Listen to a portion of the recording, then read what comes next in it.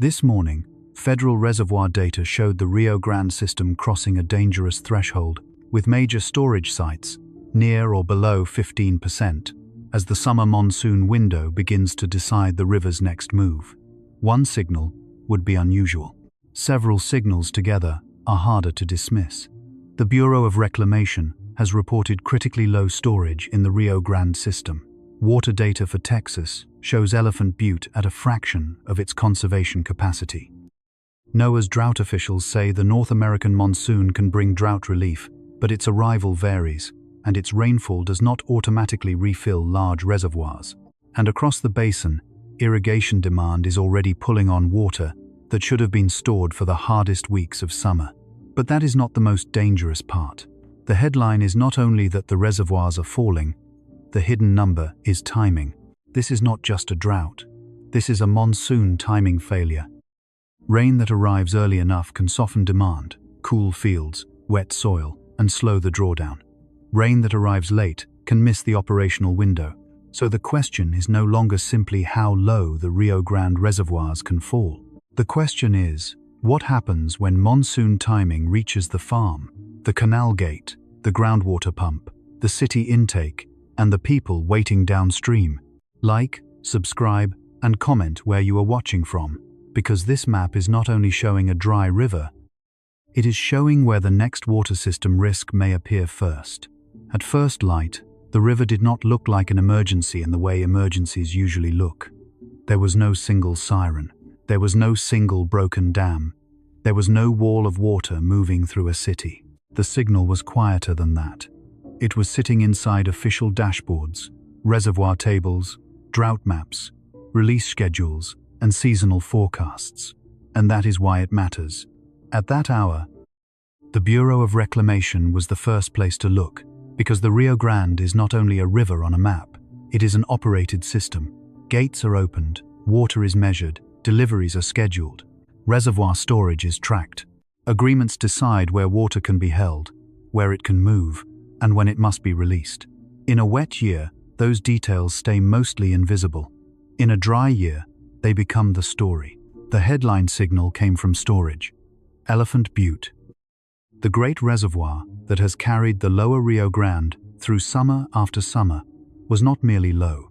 Water data for Texas showed it near 4% of conservation capacity on July 1st. A month earlier, it had been near 10%. That means the dashboard was not only showing a low lake, it was showing a fast drawdown during the season, when demand is supposed to be met from water saved earlier. By itself, that number would be alarming. But by the time the number appeared, other agencies were already showing why it could not be treated alone.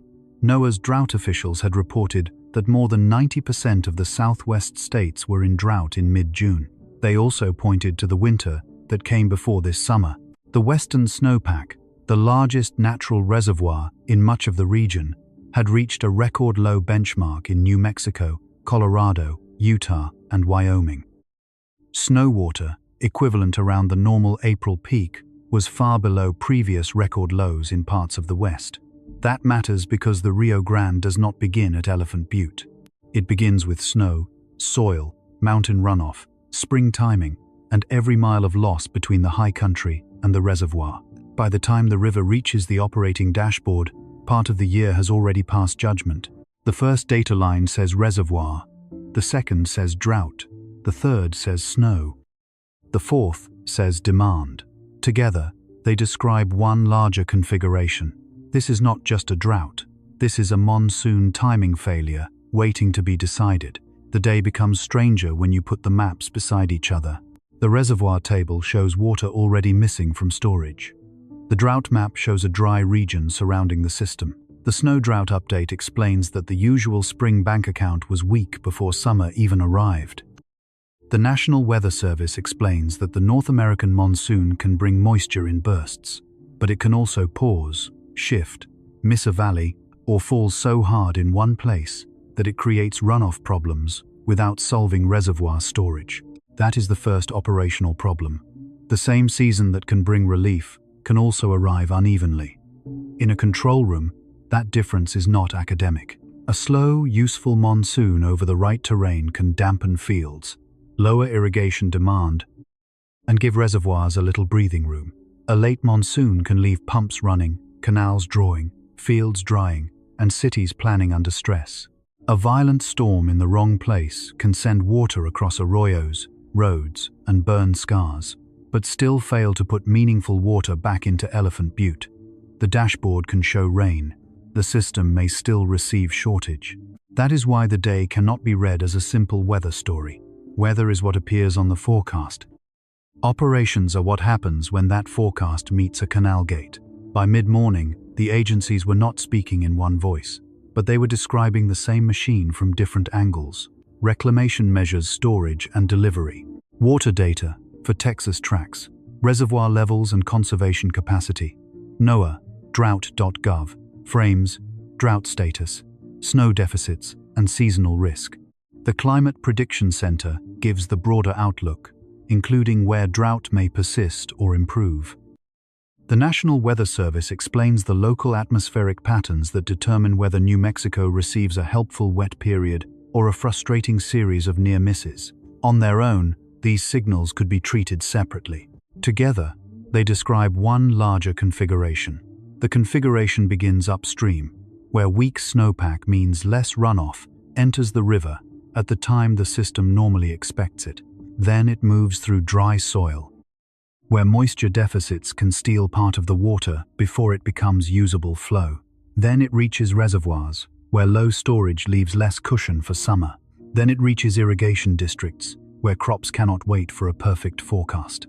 Then it reaches groundwater pumps, where farmers try to bridge the gap. Then it reaches cities, where planners watch supply options narrow. Finally, it reaches the monsoon, where timing becomes the hidden variable. That is the unusual part. The crisis is not only located in the reservoir, it is distributed across the calendar. A full reservoir can forgive a bad week.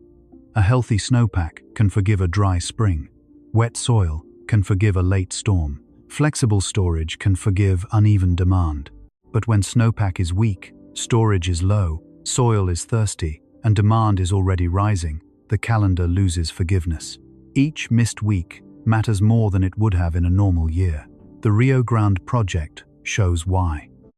The Bureau of Reclamation describes it as a system built to furnish irrigation water for about 178,000 acres, with Elephant Butte and Caballo dams, 6 diversion dams, more than 100 miles of canals, hundreds of miles of laterals, hundreds of miles of drains, and a hydroelectric power plant. Those are not background details. They are the pathway through which a low reservoir becomes a lived event. A number on a lake gauge becomes a release decision. A release decision becomes a canal flow. A canal flow becomes a farm schedule. A farm schedule becomes a choice between irrigating, delaying, pumping, reducing acreage, or accepting crop stress. At the same time, city water managers, recreation businesses, environmental teams, and downstream users are reading the same dry signal through different needs. The map shows a river basin, but the system is failing at the timing layer. This is where the dashboard begins to feel like a countdown. Not because one exact disaster is guaranteed. That would be too simple, and it would be wrong. The countdown is toward the point where choices become narrower. A reservoir near 4% does not mean all water has disappeared. It means the margin that allows the system to absorb uncertainty has been sharply reduced. It means each new forecast update carries more operational weight than usual. It means a week of missed storms is not just a dry week. It is another week of demand leaning on a shrinking reserve. That pressure enters the day before anyone outside the basin feels it. It enters when an irrigation district reviews allocations and delivery timing. It enters when a farmer checks whether a field can wait another cycle. It enters when a pecan orchard, which cannot be turned off and restarted like a seasonal crop, keeps needing water through heat. It enters when alfalfa, chile, onions, and other crops force decisions that are economic, biological, and logistical at the same time. It enters when a pump motor becomes not just equipment, but a bridge between surface water failure and groundwater dependence. And it enters the river itself. In very dry periods, stretches of the Rio Grande can shrink, disconnect, or stop flowing at the surface. That does not mean the river has no legal, ecological, or operational meaning. It means the visible river is no longer behaving like the line printed on a map. A dry channel can still be part of an active system. A gate opening upstream can still send water downstream. A storm can still turn a dry arroyo into a hazard. A city can still depend on groundwater that is connected to the same broad water budget. The danger is not only absence, it is suddenness after absence. When a channel has been dry, people can misread it. They see sand, weeds, exposed banks, and a quiet bed. Then releases or storms can send water through places that looked inactive. The official advice in these conditions is not dramatic. It is practical. Stay out of dry riverbeds and arroyos when water may arrive. Do not treat a dry channel as empty infrastructure. It is still a conveyance path. It is still a place where a decision made upstream can arrive later. That detail matters because it shows how operational drought changes human behavior. When water is low for long enough, people start treating the absence as normal. The empty boat ramp becomes normal. The exposed shoreline becomes normal. The slow canal becomes normal. The dusty riverbed becomes normal. Then one release, one storm cell, or one monsoon burst can reveal that the system was never inactive. It was only waiting. But the most important signal on this day is not the shock of sudden water. It is the strain of not enough water arriving soon enough. NOAA's monsoon update makes the problem more complicated. The North American monsoon season runs through late summer, and above average, seasonal rainfall can bring drought relief to parts of the Southwest. But relief on a drought map is not the same as recovery in a reservoir. A drought category can improve because soils get wetter and vegetation receives rain. A farmer may reduce irrigation because storms arrive over the field. Fire risk may ease in some places because fuels take on moisture. Those are real benefits. But a large reservoir that has been drawn down by months or years of shortage may not refill simply because thunderstorms return. That is the hidden tension. The monsoon can help without solving the storage problem. For the Rio Grande, that distinction is everything. If storms arrive in the right places and with useful timing, they can reduce the amount of water demanded from storage. That alone matters. A saved acre-foot is not as visible as a filled reservoir, but during a shortage year, avoided demand can be one of the most important forms of relief. The system may not need the monsoon to fill Elephant Butte overnight. It may need the monsoon to keep Elephant Butte from being drained faster. But if the wet pattern arrives after key irrigation decisions have already been made, the benefit changes. If it arrives mainly as brief, intense bursts, the water may run off quickly, cause local flooding, or recharge only limited areas. If it arrives over mountains and misses the lower valley, some indicators may improve, while the people most dependent on deliveries still feel the shortage. If dry breaks separate the storm periods, demand can return between them. The forecast shows weather. The water system receives timing. That is why the dashboard has so many layers. A reservoir table answers one question. How much water is there now? A drought map answers another. How dry is the landscape? A snow update answers another.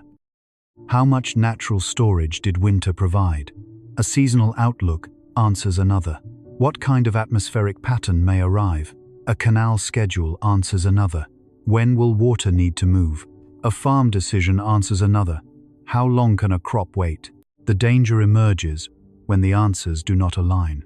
And on this day, alignment is the problem. The official signals are not saying the same thing in the same format, but they point toward the same operating stress. Storage is low. Drought is widespread. Snowpack was historically weak. Summer demand is rising.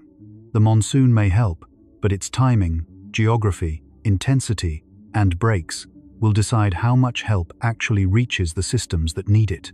This is what makes the Rio Grande different from a simple headline about a dry reservoir. A dry reservoir is visible. A timing failure is harder to see. It hides in the space between a forecast and a release order, between a storm and a soil profile, between a wet week and a canal demand, between the first monsoon burst and the last acre-foot of storage available for summer. By afternoon, the dashboard has become a warning about sequence. The basin does not only need rain, it needs rain before too much storage is gone. It needs rain where it can reduce demand. It needs rain that does not arrive only as destructive runoff. It needs enough active monsoon periods to matter, and short enough breaks that fields do not return immediately to stress. It needs the atmosphere, the soil, the river, and the irrigation calendar to cooperate at the same time. That is a narrow ask. The strange thing is that none of this looks spectacular from far away. A person outside the basin may see a low lake photo and move on. A person driving across a bridge may see a thin river and think only of drought. A person watching a forecast may see thunderstorm chances and assume relief is coming. But inside the operating system, those are not separate images. They are connected conditions. The lake is low because the past did not deliver enough. The river is thin because upstream storage and natural flow are constrained. The forecast matters because the future now has less room for error. The event is visible outside. The damage begins inside the schedule. That is the emotional weight of the day. Not panic, not certainty, pressure. The pressure of a system built to manage variability, now asked to manage variability with less reserve. The pressure of official agencies not shouting, but updating numbers that narrow the corridor of safe outcomes. The pressure of knowing that a single monsoon burst may look dramatic on radar, while the reservoir table barely moves. So the day ends where it began, not with one siren, but with several quiet alarms. Reservoir storage is flashing red. Drought coverage is still broad. Snowpack has already failed to provide the expected cushion. Irrigation demand is moving through the system. Monsoon forecasts offer possible relief, but not a guarantee of recovery. And the next number to understand is the headline number itself, because below 15% sounds like a statistic. Near 4% sounds like a crisis. But neither number is only a number. It is a season being pulled out of position, 1 acre-foot at a time. The headline number sounds simple until you realize what it is measuring. Below 15% is not just a reservoir condition. It is the operating cushion of a river system being erased before the season that was supposed to help it has fully arrived. On paper, 15% looks like a fraction. In a control room, it means the water system is no longer working from abundance, or even from normal shortage. It is working from a narrow ledge. According to the Bureau of Reclamation, major reservoirs along the Rio Grande and Rio Chama system were sitting at extremely low levels as the irrigation season began. Heron Reservoir was near 11%, El Vado Reservoir was near 13%, Elephant Butte Reservoir was near 13%, when reclamation described the spring conditions. Then the lower basin kept drawing down. Water data for Texas later showed Elephant Butte near 4.4% full in late June, with about 86,997 acre-feet in conservation storage, against a conservation capacity of 1,960,900 acre-feet. That is the number that changes the room. Not because every acre-foot is gone, not because the system has stopped moving water, but because the margin between planned use and operational stress has become thin enough that every week of weather matters. An acre-foot is the amount of water needed to cover 1 acre of land 1 foot deep. It sounds technical because water agencies have to speak in units that canals, reservoirs, and contracts can use. But bring that unit down to ordinary life, and the scale becomes easier to feel. 1 acre-foot is roughly 325,851 gallons. It is enough water to make a swimming pool, a field, a household, or a canal gate feel suddenly connected to the same crisis. When Elephant Butte is near 4%, the number is not saying the lake has become empty in a visual sense. It is saying the reservoir that was built to store seasonal water across dry months has lost most of the stored cushion that allows the lower Rio Grande to keep functioning when the atmosphere does not cooperate. The number is not just storage. It is time being removed from the system. A full reservoir gives managers time to wait through a hot week. Time to absorb a weak storm period. Time to make scheduled irrigation releases without every forecast update becoming a pressure point. A reservoir below 15% gives far less time. A reservoir near 4 or 5% gives even less. That is why the percentage matters more than the shoreline photograph. A low lake can look dramatic, with exposed banks, stranded boat ramps, dry mud, and a bathtub ring marking where the water used to stand. But the deeper story is not visual. It is operational. It is the difference between a system that can say, we can wait for the monsoon, and a system that must say, we need the monsoon to arrive before the calendar closes. This is not just a drought. This is a monsoon timing failure. The 15% threshold is powerful because it tells you the basin is no longer discussing shortage as a distant possibility. It is already living inside shortage. But the number also hides a trap. People hear 15% and imagine a simple countdown to zero. That is not how reservoirs work. A reservoir contains different zones, different purposes, different legal meanings, and different physical limits. Some water may be difficult to use. Some may be reserved for specific operations. Some may remain below the point where it can be moved easily. The public sees a percent full. Operators see elevation, outlet structures, delivery obligations, downstream safety, sediment, evaporation, forecast uncertainty, compact requirements, irrigation schedules, and ecological consequences. The number looks clean because the table needs to be readable. The system behind it is not clean at all. That is what makes it dangerous. A simple number can make a complicated crisis look smaller than it is. Below 15% does not only mean less water, it means less flexibility. It means fewer choices that do not harm someone. It means one user's delay may become another user's emergency. It means one dry week may push an irrigation district toward a harder decision. It means one storm that arrives in the wrong drainage may look like relief on radar while leaving the reservoir nearly unchanged. The number is not just how much water is behind the dam.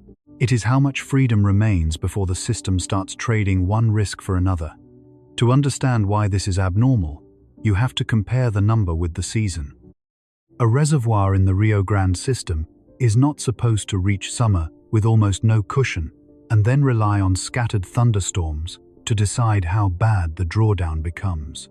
The normal operating idea is older and sturdier than that. Snow accumulates in winter. Spring runoff moves through the mountains. Reservoirs capture part of that water. Irrigation season draws from storage. Summer storms may reduce demand, wet soil, and ease stress. The whole design assumes the calendar has an order. Winter stores, spring delivers, summer spends, monsoon helps. But when winter storage in the mountains is weak, spring runoff disappoints, summer heat increases demand, and the monsoon becomes uncertain, the order begins to break. The reservoir number is the first visible place where that broken order becomes measurable. Below 15% is not just a lake being low. It is a season arriving without its backup. A household analogy is imperfect, but useful. Imagine a family that usually enters the most expensive months of the year with a savings account. The money is not extra. It is what allows them to pay bills when income becomes uneven. Now imagine they enter those months with 15% of that savings left, then discover that income may or may not arrive on time, and some of it may arrive in forms they cannot use. That is the Rio Grande storage problem. The monsoon may come. It may even be strong in some places. But if its timing does not match the irrigation calendar, if storms miss the right basins, if rain arrives as short bursts separated by long dry breaks, or if water runs off too fast to become useful storage, then the headline number keeps controlling the system. The lake does not respond to hope. It responds to inflow, outflow, evaporation, and demand.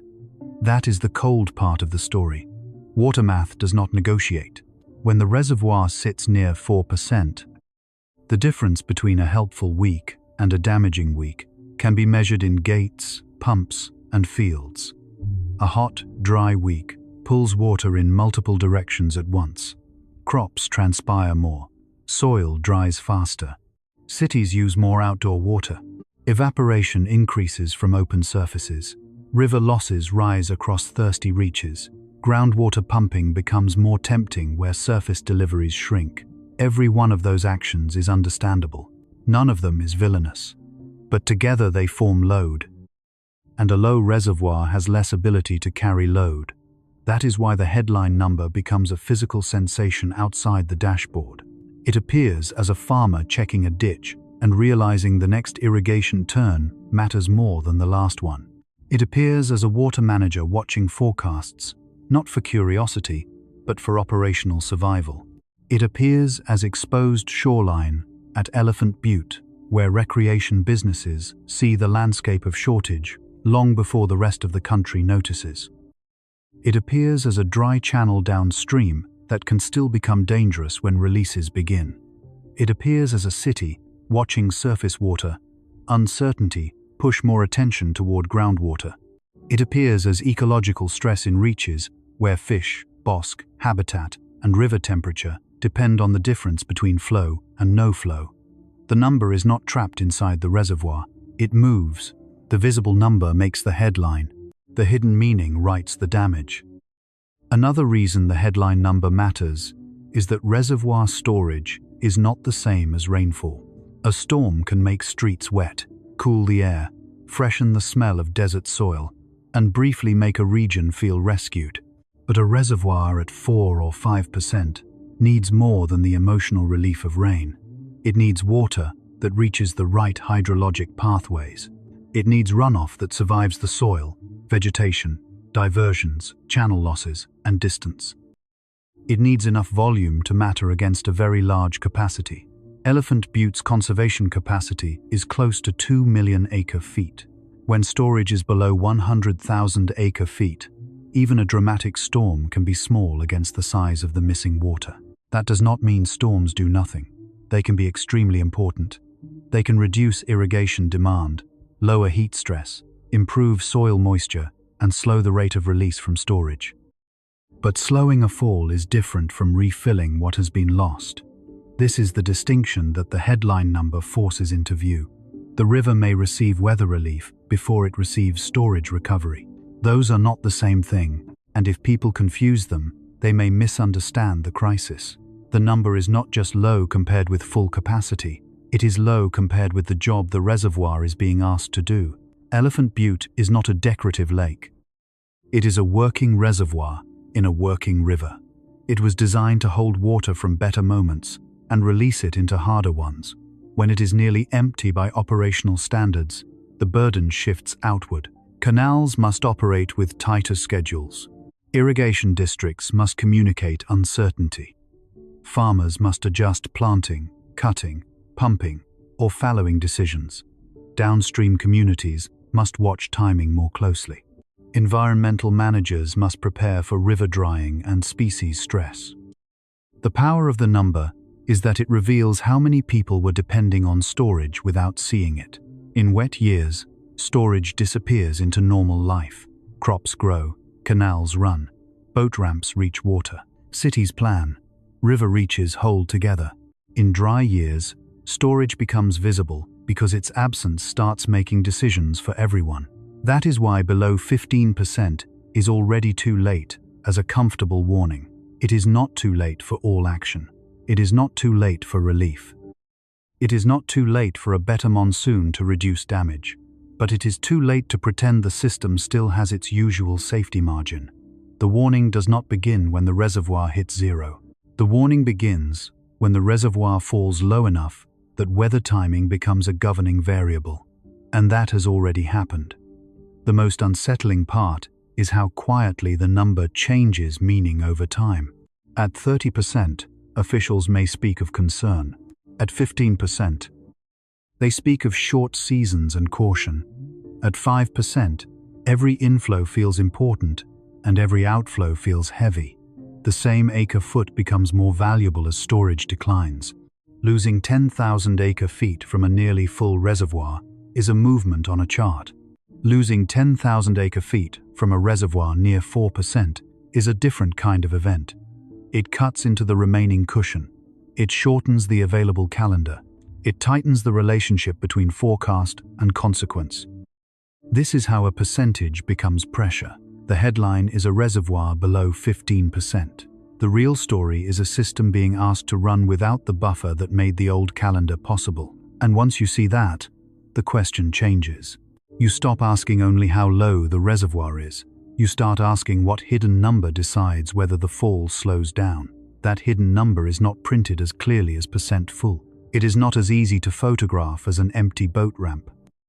It is the arrival date, frequency, placement, and usefulness of monsoon rainfall. Because in the Rio Grande Basin, rain is not enough. The timing of rain is the difference between relief and a missed window. The visible number makes the headline. The hidden number writes the damage. By now, the number most people have seen is the reservoir number, below 15%, near 4% at Elephant Butte, a lake that should be a summer buffer, reduced to a thin operating margin. That number is real, and it matters. But it is not the number that decides everything next. The number that decides everything next is harder to print on a dashboard. It is not simply how many inches of rain fall during the monsoon season. It is when that rain arrives, where it falls, how often it returns, how much of it reaches useful pathways, and whether it comes early enough to reduce the water being pulled from storage. The headline is storage. The real story is timing. This is not just a drought, this is a monsoon timing failure. That phrase matters because drought often makes people imagine a slow absence, as if the danger is only that the sky stays dry. But in an operated river system, the danger is not only absence, it is mismatch. A basin can receive rain and still miss the window. A storm can wet a road and still fail to save a reservoir. A thunderstorm can cool one town and leave a canal schedule unchanged. A wet week can matter deeply to soil and crops while barely moving the storage gauge at Elephant Butte. That is why the hidden number is not rainfall alone. It is useful rainfall before the system runs out of room to wait. NOAA's drought officials have described the monsoon as a source of potential short-term drought relief across the southwest, especially for dry soils and fire danger. But they also warn that long-term drought impacts from record-low snowpack will remain, and that the monsoon is likely to have little influence on stream flow in the Colorado and Rio Grande rivers. That is the contradiction at the center of this story. The monsoon can help. It may not refill the system. The monsoon can soften the landscape. It may not restore the reservoir. The monsoon can change the feel of the day. It may not change the structural water deficit fast enough. This is the first part of the hidden number. Not all rain counts the same. Rain that falls over a dry field before an irrigation turn can delay demand. Rain that falls over a city can reduce outdoor watering for a few days. Rain that falls over a high-intensity storm path can flood a low crossing and still contribute little to storage. Rain that falls over thirsty soil may be absorbed before it becomes runoff.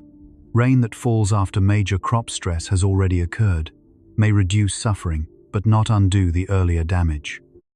Rain that arrives after water has already been released from a low reservoir cannot put that released water back behind the dam. The storm may be real.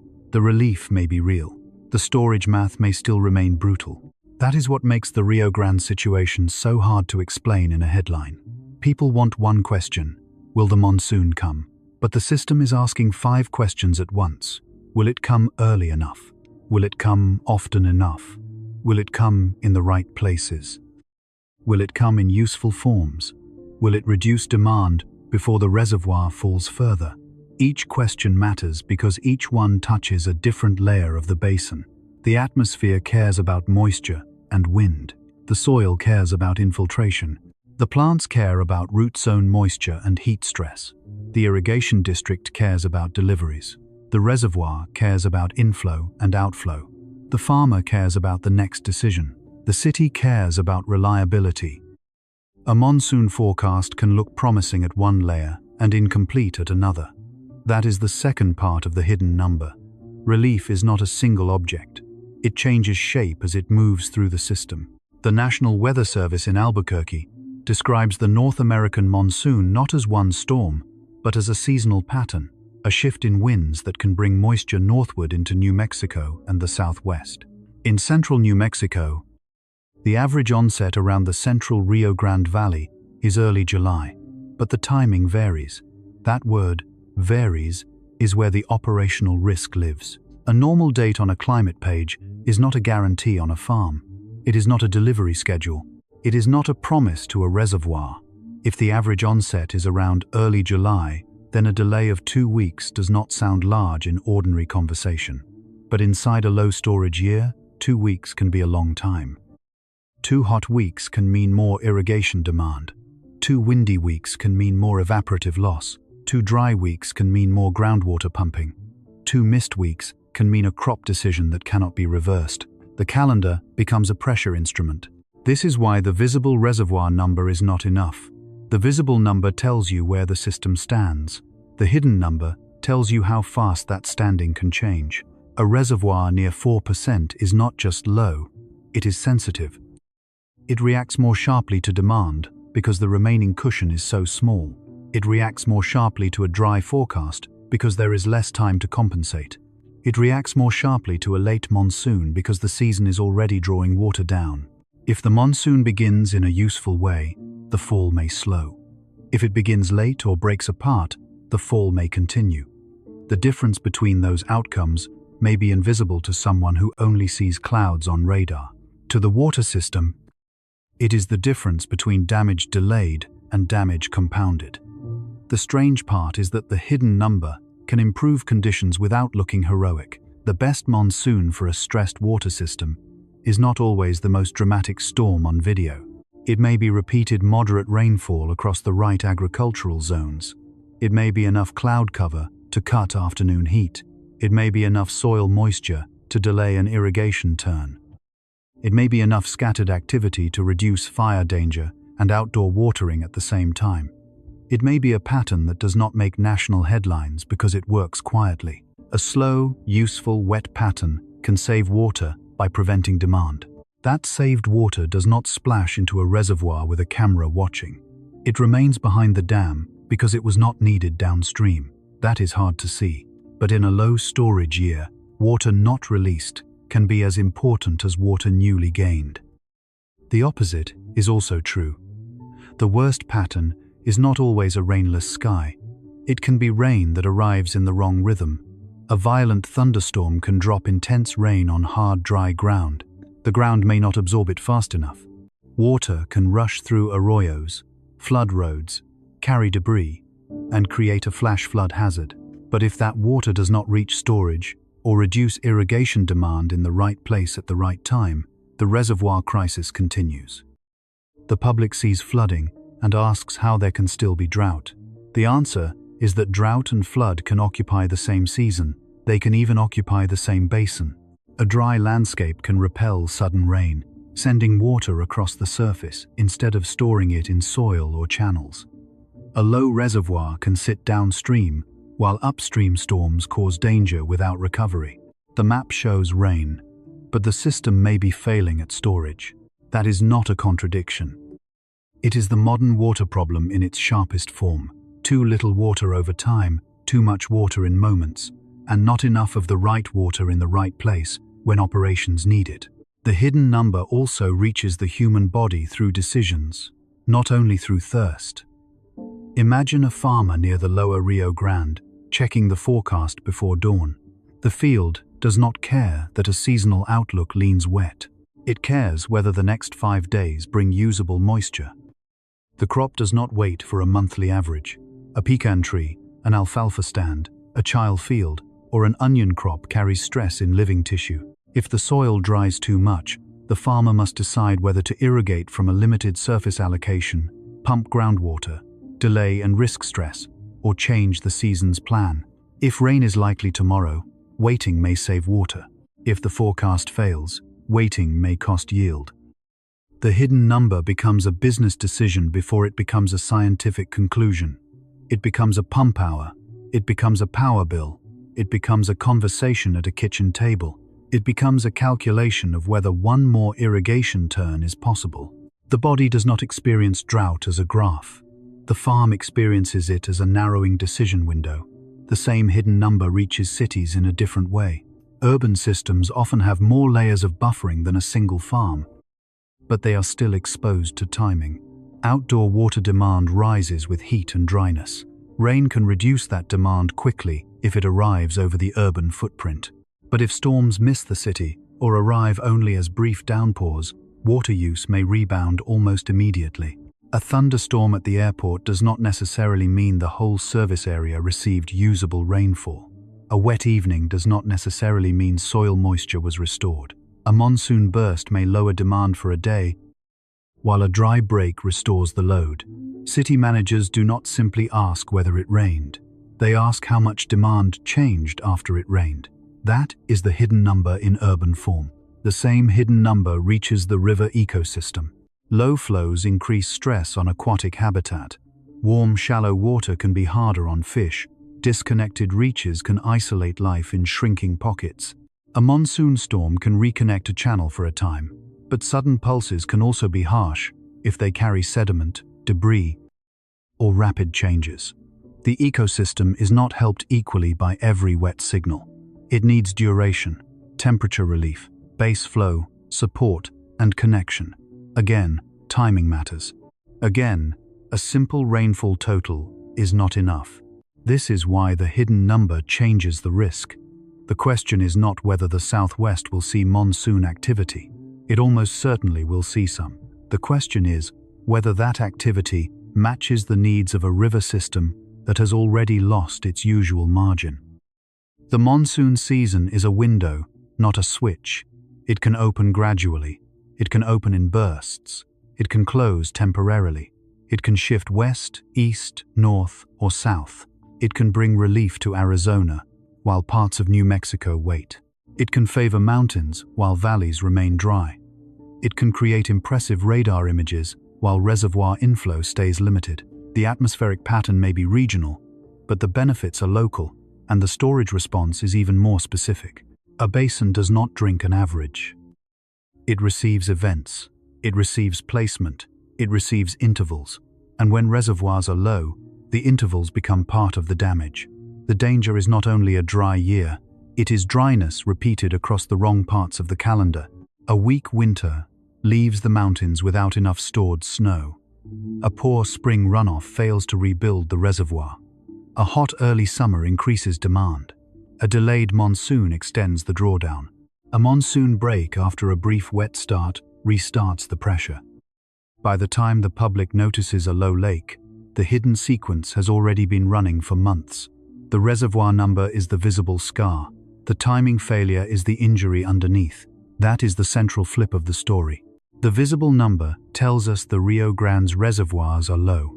The hidden number tells us whether the system has a chance to slow the fall before the lowest point arrives. If the monsoon comes early, often, and usefully, it may not save the reservoir in the dramatic sense people imagine, but it can save time. It can reduce demand. It can protect some crops from the next irrigation emergency. It can give managers a slightly wider corridor.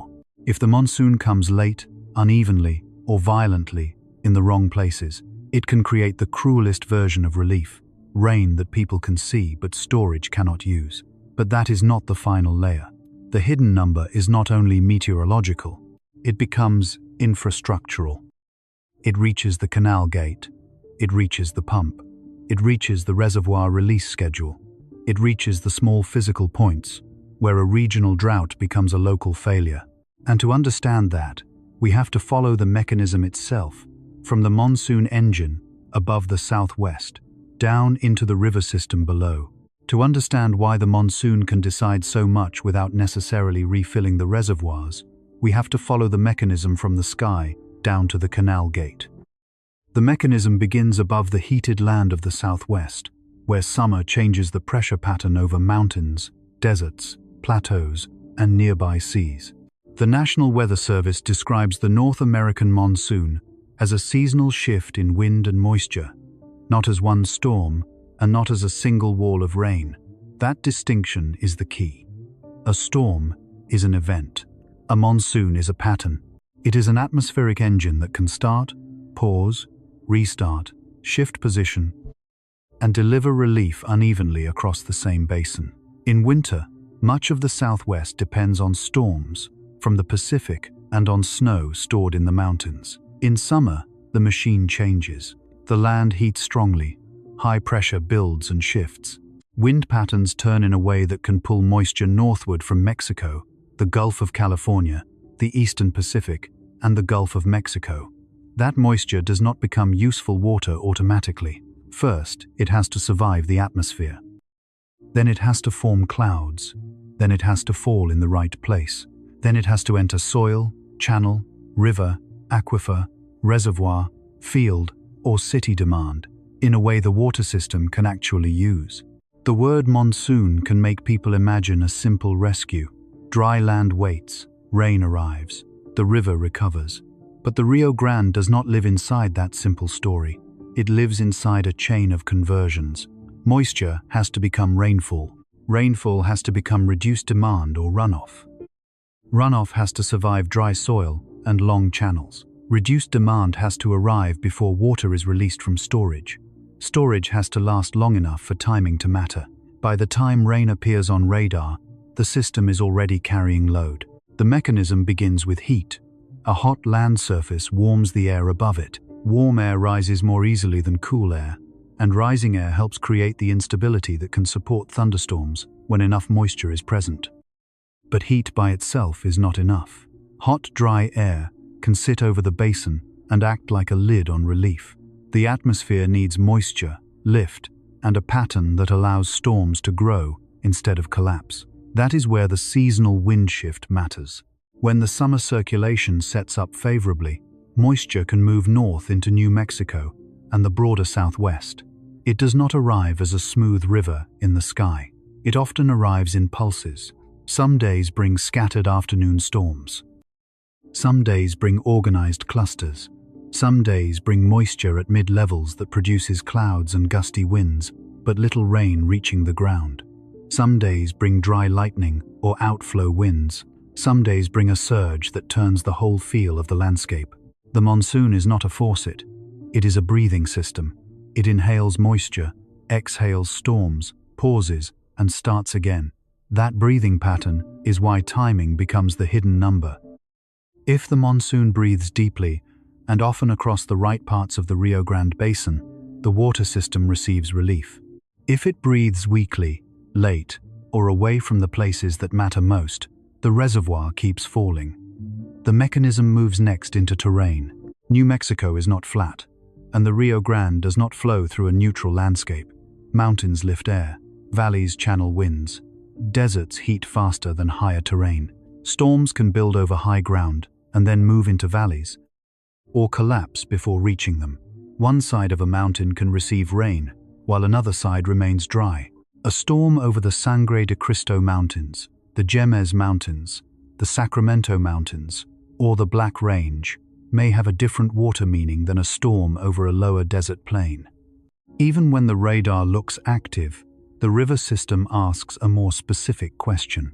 Did the rain fall where it can reduce demand or enter useful flow? That is the difference between weather and operations. Weather describes what the sky did. Operations ask whether the sky helped the system. Then the mechanism enters soil. Dry soil is not passive. It is a thirsty layer that can intercept the first part of a monsoon. When rain falls after a long dry period, some of it goes into the ground before it becomes runoff. That can be good. Soil moisture helps vegetation, lowers dust, reduces some fire risk, and can reduce irrigation demand. But it also means the first storms of the season may do more to refill the soil than to refill the river. This is one reason a monsoon can change the landscape faster than it changes a large reservoir. The field feels relief before Elephant Butte does. The smell of wet creosote or damp desert soil may return before the storage gauge moves in a meaningful way. That is not failure. It is physics. Water has steps to pass through. In a dry basin, the first step is often repairing the deficit closest to the ground. If the soil is extremely dry, it may take repeated rainfall to build enough moisture that later storms produce more useful runoff. The first rain can disappear into the surface like a payment on old debt. Only after that debt is partly paid can more water travel onward. But the story has another side. If rain falls too fast, the soil may not absorb it. Hard, dry ground, steep slopes, burned landscapes, compacted surfaces, urban pavement, and narrow arroyos can turn intense rainfall into sudden runoff. That runoff can be dangerous. It can move through normally dry channels, cross roads, carry sediment, and rise faster than people expect. Yet a flash flood is not the same as reservoir recovery. The same storm that creates a dangerous wall of water in one drainage may contribute little to long-term storage. This is the cruel geometry of arid land. Water can be too absent for too long, and then too concentrated for a few minutes. The system needs useful water. It often receives extreme moments. The mechanism then reaches vegetation. Plants are not decorations on the water budget. They are moving water into the air. Through evapotranspiration, water leaves soil and plant surfaces and returns to the atmosphere. In plain language, fields, trees, crops, and natural vegetation breathe water upward. During hot, dry periods, that demand can be intense. Crops pull moisture. Orchards keep working. Grass, alfalfa, chile, onions, pecans, cotton, bosque trees, and urban landscapes all interact with heat and soil moisture. When monsoon clouds arrive, they can lower temperature, raise humidity, and reduce the rate at which plants demand water. Even before a reservoir gains a visible acre-foot, a cloudy wet pattern can slow the system's losses. This is one of the most important hidden pathways. The monsoon does not have to refill Elephant Butte directly to matter. It can matter by reducing the amount of water people need to remove from Elephant Butte. A field that receives useful rain may skip or delay an irrigation turn. A city that receives widespread rain may see outdoor watering drop. A cooler, cloudy period can reduce crop stress. A humid night can slow drying. These effects are not dramatic on camera, but they are operationally powerful. Water saved is water still stored. In a low reservoir year, that may be the first form of relief. The mechanism moves from fields into gates. A canal gate is a small object compared with a river basin, but it is where atmosphere becomes decision. If rain is expected over the right fields, an irrigation district may adjust deliveries. If rain fails, the need returns. If storms hit some farms but miss others, the system becomes uneven. If a grower delays because the forecast looked wet and the storm misses, crop stress can increase. If the district releases water and then storms arrive, some demand may already have been met from storage. That is the operational trap. Forecasts have value, but water decisions are physical. Once water is released, it has left the reservoir.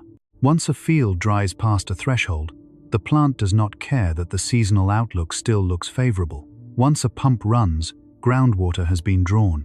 The monsoon mechanism, therefore, does not simply pass through clouds and rain. It passes through uncertainty.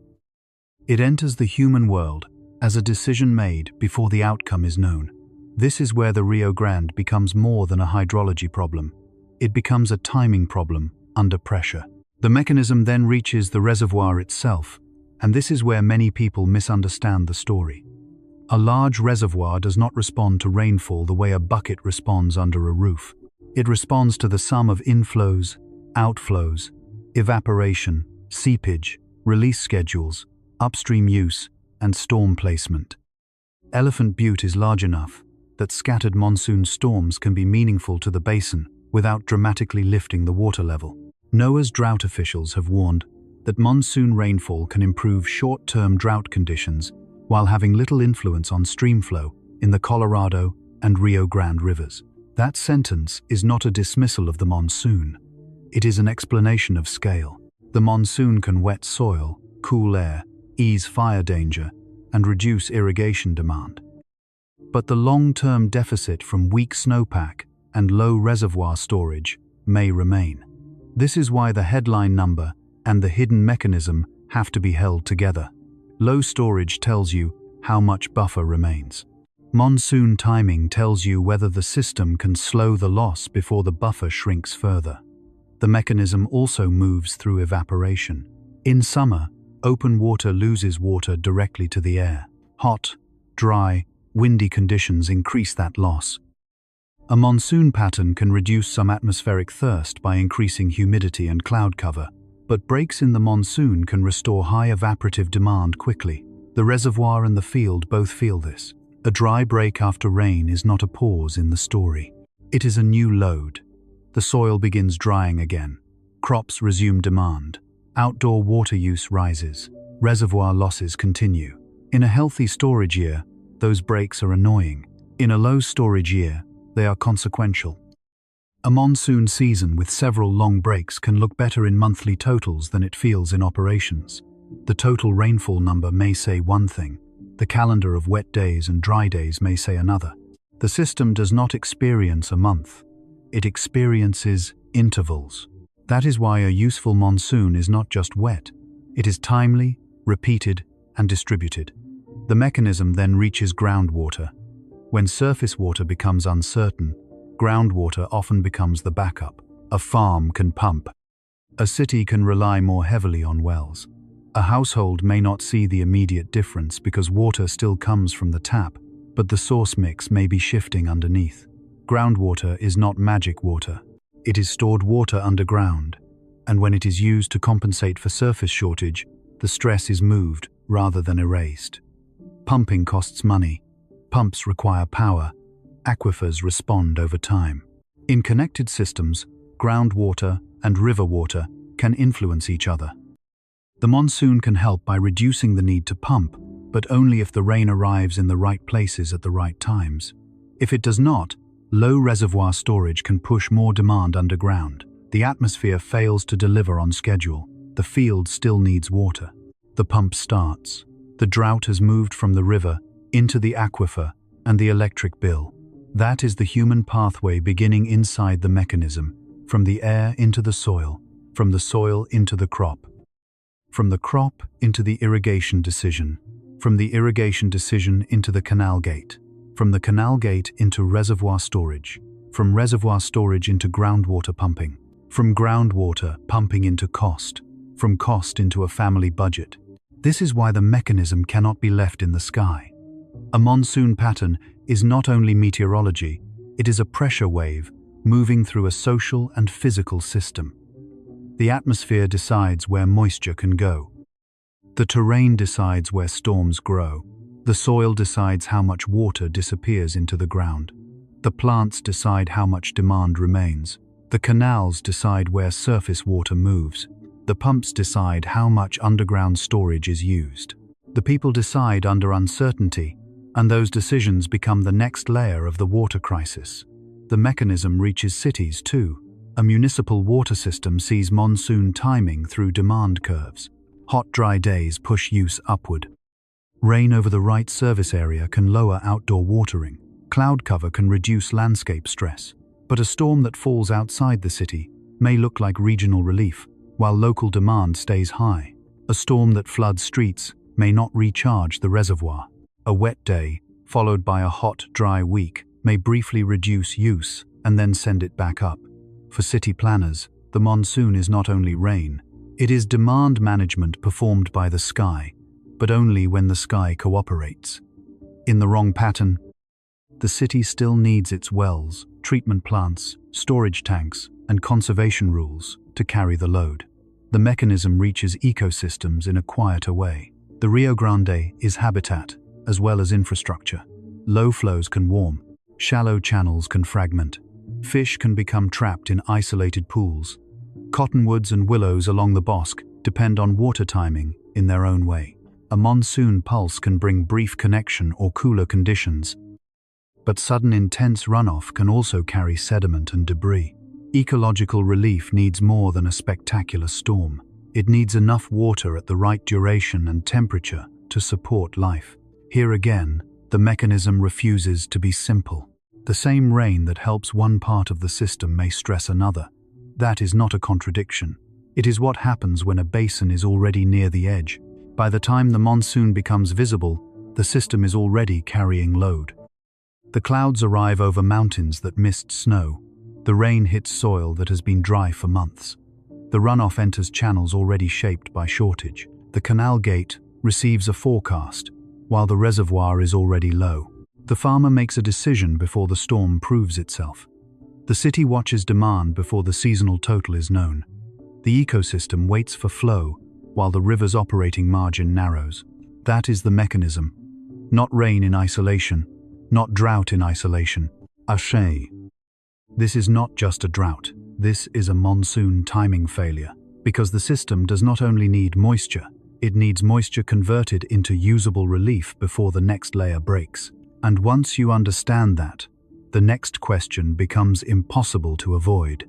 Who feels that timing failure first? Not the map, not the chart. A person, a field, a room, a pump, a family staring at the forecast before the rain has decided where to fall. The first person to feel a monsoon timing failure may not be standing beside the reservoir at all. He may be standing in a field before sunrise, outside Las Cruces, with dust on his boots, a phone in his hand, and a forecast that refuses to become a decision. The map says the monsoon season has begun. The sky says maybe. The soil says now. That is how a regional water crisis enters a human life. Not as a chart, not as a courtroom filing, not as a reservoir percentage. It enters as a morning, when the farmer has to decide whether to irrigate before the rain proves it will arrive. Imagine a grower in the Mesilla Valley, where the lower Rio Grande has made farming possible for generations. His field may be alfalfa, it may be chile, it may be onions, it may be pecans, the crop that changes the emotional weight of every water decision because a tree cannot be skipped like an annual planting. A pecan orchard is not a field. You simply pause for one season and start again without consequence. It is living capital, rooted in rows, carrying years of investment above ground. When the air heats, when wind dries the surface, when the canal schedule tightens, the orchard does not wait politely for the atmosphere to organize itself. The leaves keep transpiring, the roots keep searching, the crop keeps asking for water in biological time, while the reservoir operates in hydrologic time, and the irrigation district operates in calendar time. Those clocks are no longer aligned. That is the human pathway. The mechanism outside becomes a decision inside. The body does not experience drought as a graph. The farm experiences it as a narrowing decision window. Before the sun fully lifts, the grower checks several things at once. He checks the district notice. He checks the ditch. He checks soil moisture. He checks whether the last irrigation held long enough. He checks the weather app, not because the icon of a thunderstorm is comforting, but because a missed forecast can cost money. A 70% chance of rain does not mean 70% of his field will be watered. It does not mean the storm will arrive before the irrigation turn. It does not mean the rainfall will soak deep enough. It does not mean the canal release can be cancelled. It means uncertainty has become part of the water supply. In an ordinary year, uncertainty is familiar. Farmers live with it. In a low reservoir year, uncertainty becomes heavier because there is less room to make the wrong call. If he irrigates and rain arrives that evening, surface water may have been used when the sky could have helped. If he waits and the storm misses, the crop absorbs the mistake. If he pumps groundwater, he may protect the field but move the burden into electricity costs, well capacity, aquifer pressure, and the legal future of the basin. There is no clean choice. There are only choices that shift the stress from one place to another. The visible drought is outside. The damage begins inside the decision. In the lower Rio Grande, surface water shortage does not stop at the edge of a field. It often pushes growers toward groundwater. That sounds like a solution until you follow it. A pump is a promise that the season can continue, but it is also a machine that converts water stress into cost. The motor starts. Electricity is used. Water rises from underground. The farmer watches the flow, listens for changes in sound, and knows that the water may be more expensive than canal water. In parts of the basin, groundwater can also carry more salts than river water, and salinity is not a dramatic disaster in one moment. It is slower than that. It can build in soil, it can affect crops, it can change the long-term productivity of land. The drought has moved from the reservoir into the root zone. It has moved from the river into the ledger. It has moved from the sky into the household budget. And this is the detail that makes the monsoon timing so powerful. A useful rain before irrigation can prevent a pump from running. A late rain after the pump has already run may cool the evening, but it does not erase the cost that already happened. Timing decides whether relief prevents damage or merely arrives after damage has been paid for. This is not just a drought. This is a monsoon timing failure. The farmer may not use that phrase. He may say, "The rain missed us." He may say, "The river is short."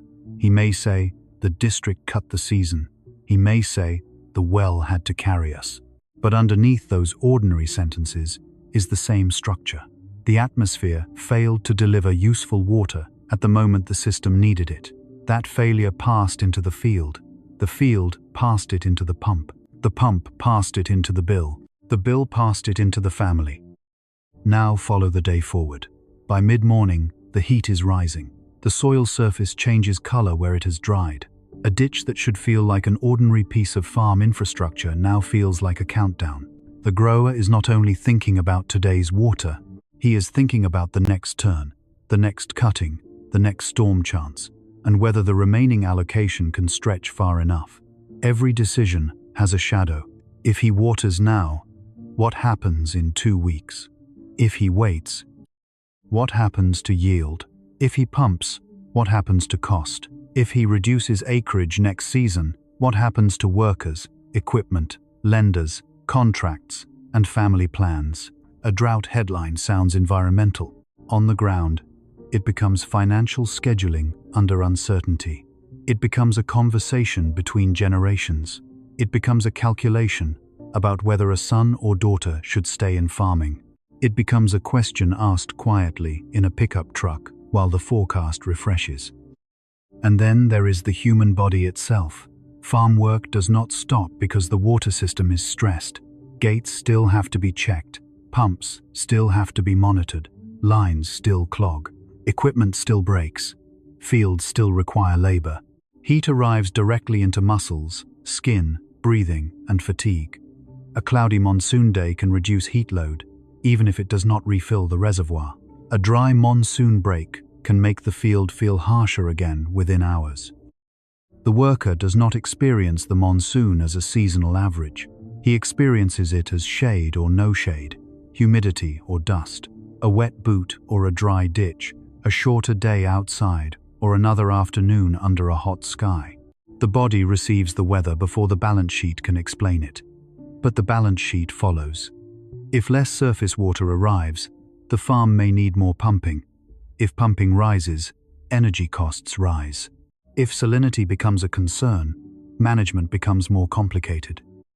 If water uncertainty repeats, crop choices may change.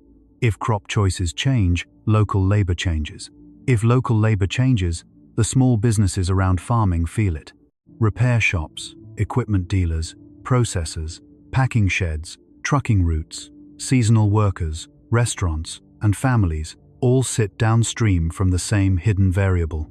The monsoon does not only decide whether rain falls on a field, it helps decide whether the economic rhythm of a valley can hold. This is where the story expands without losing the person. The farmer is still in the field, but the field is connected to a system larger than him.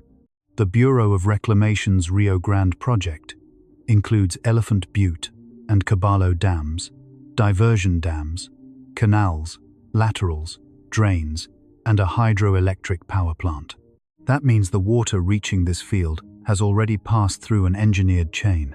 It has been measured, stored, released, diverted, routed, and delivered.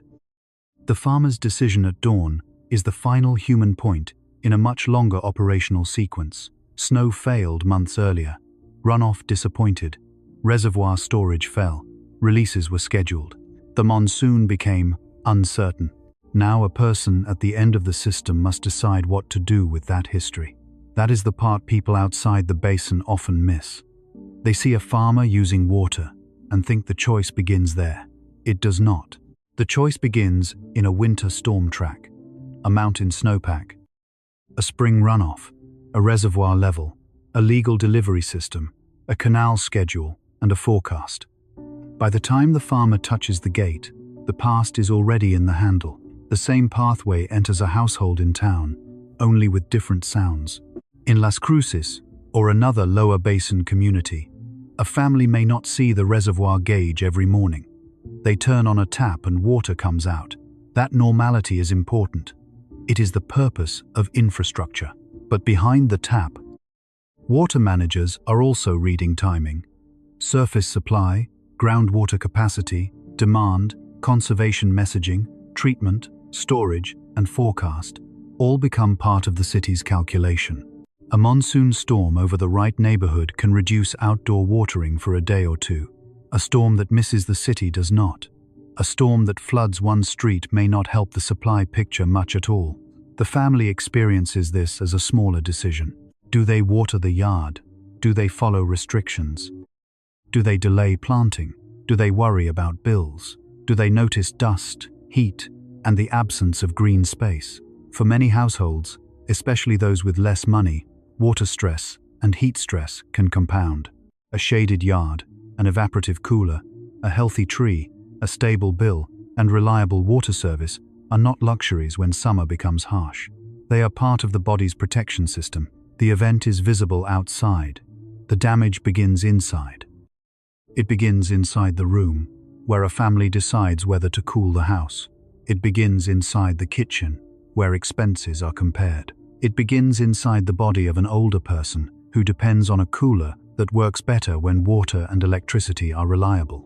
It begins inside the mind of someone watching the sky and wondering why thunderheads keep forming somewhere else.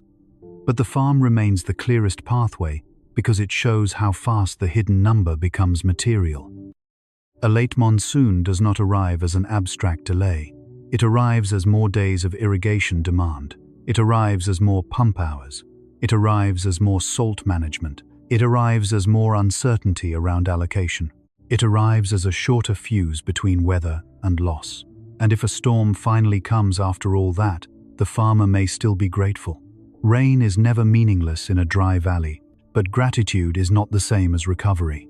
A storm that arrives after the crop has been stressed, after groundwater has been pumped, after money has been spent, and after the reservoir has been drawn lower, cannot undo the whole chain.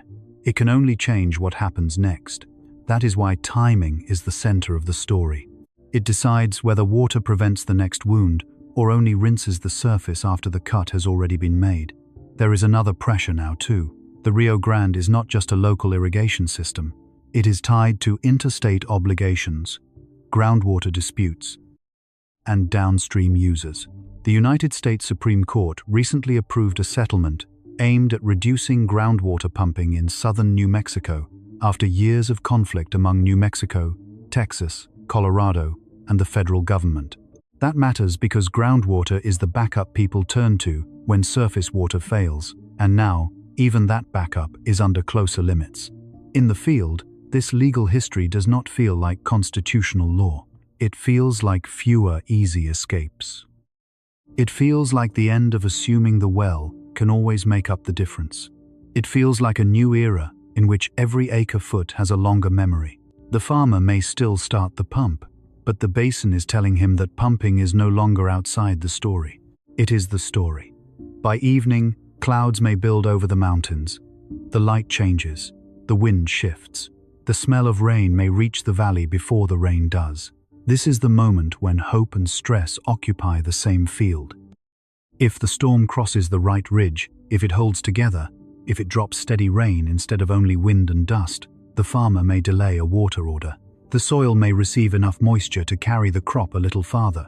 A pump may stay quiet for one more night. If the storm collapses, the decision returns before dawn. This is what a monsoon timing failure feels like from the ground. It is not one dramatic moment. It is the repeated suspension between possible relief and necessary action. The human pathway runs from atmosphere to soil, from soil to crop, from crop to pump, from pump to bill, from bill to family, and from family back to the river system that made the valley possible. The reservoir number is far away, but it is also right here. It is in the ditch. It is in the pump vibration. It is in the tree row. It is in the forecast. It is in the decision to wait or move. And the next place that decision travels is the weak point of the infrastructure itself.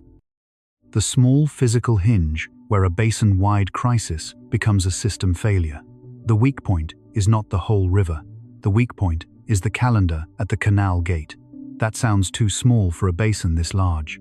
It sounds too ordinary for a crisis that begins with snowpack, drought maps, federal reservoirs, interstate delivery obligations, groundwater pressure, and a monsoon pattern shifting across the southwest. But systems rarely fail first at the place that looks most dramatic. They fail at the place where a large stress has to become a precise action. In the lower Rio Grande, that place is the delivery window, the schedule, the gate, the moment when water either moves into the canal or does not. The Bureau of Reclamation describes the Rio Grande project as a working irrigation system built around Elephant Butte and Caballo dams, 6 diversion dams, 139 miles of canals, 457 miles of laterals, 465 miles of drains, and a hydroelectric power plant. Those numbers sound like strength. They sound like control. They sound like a human answer to an unreliable river. And for more than a century, that is what the system was meant to be. Store water when the river gives it. Move water when fields need it. Turn a variable river into an ordered season. But a canal system is not only concrete and gates, it is also a calendar. And when the reservoir falls below 15%, then near 4%, the calendar becomes fragile. A canal gate can only deliver water that exists at the right time. It can only hold a schedule if storage, demand, weather, and downstream needs remain close enough to the assumptions built into that schedule. When those assumptions break, the gate becomes the narrow throat of the crisis. This is not just a drought, this is a monsoon timing failure. The headline is a low reservoir.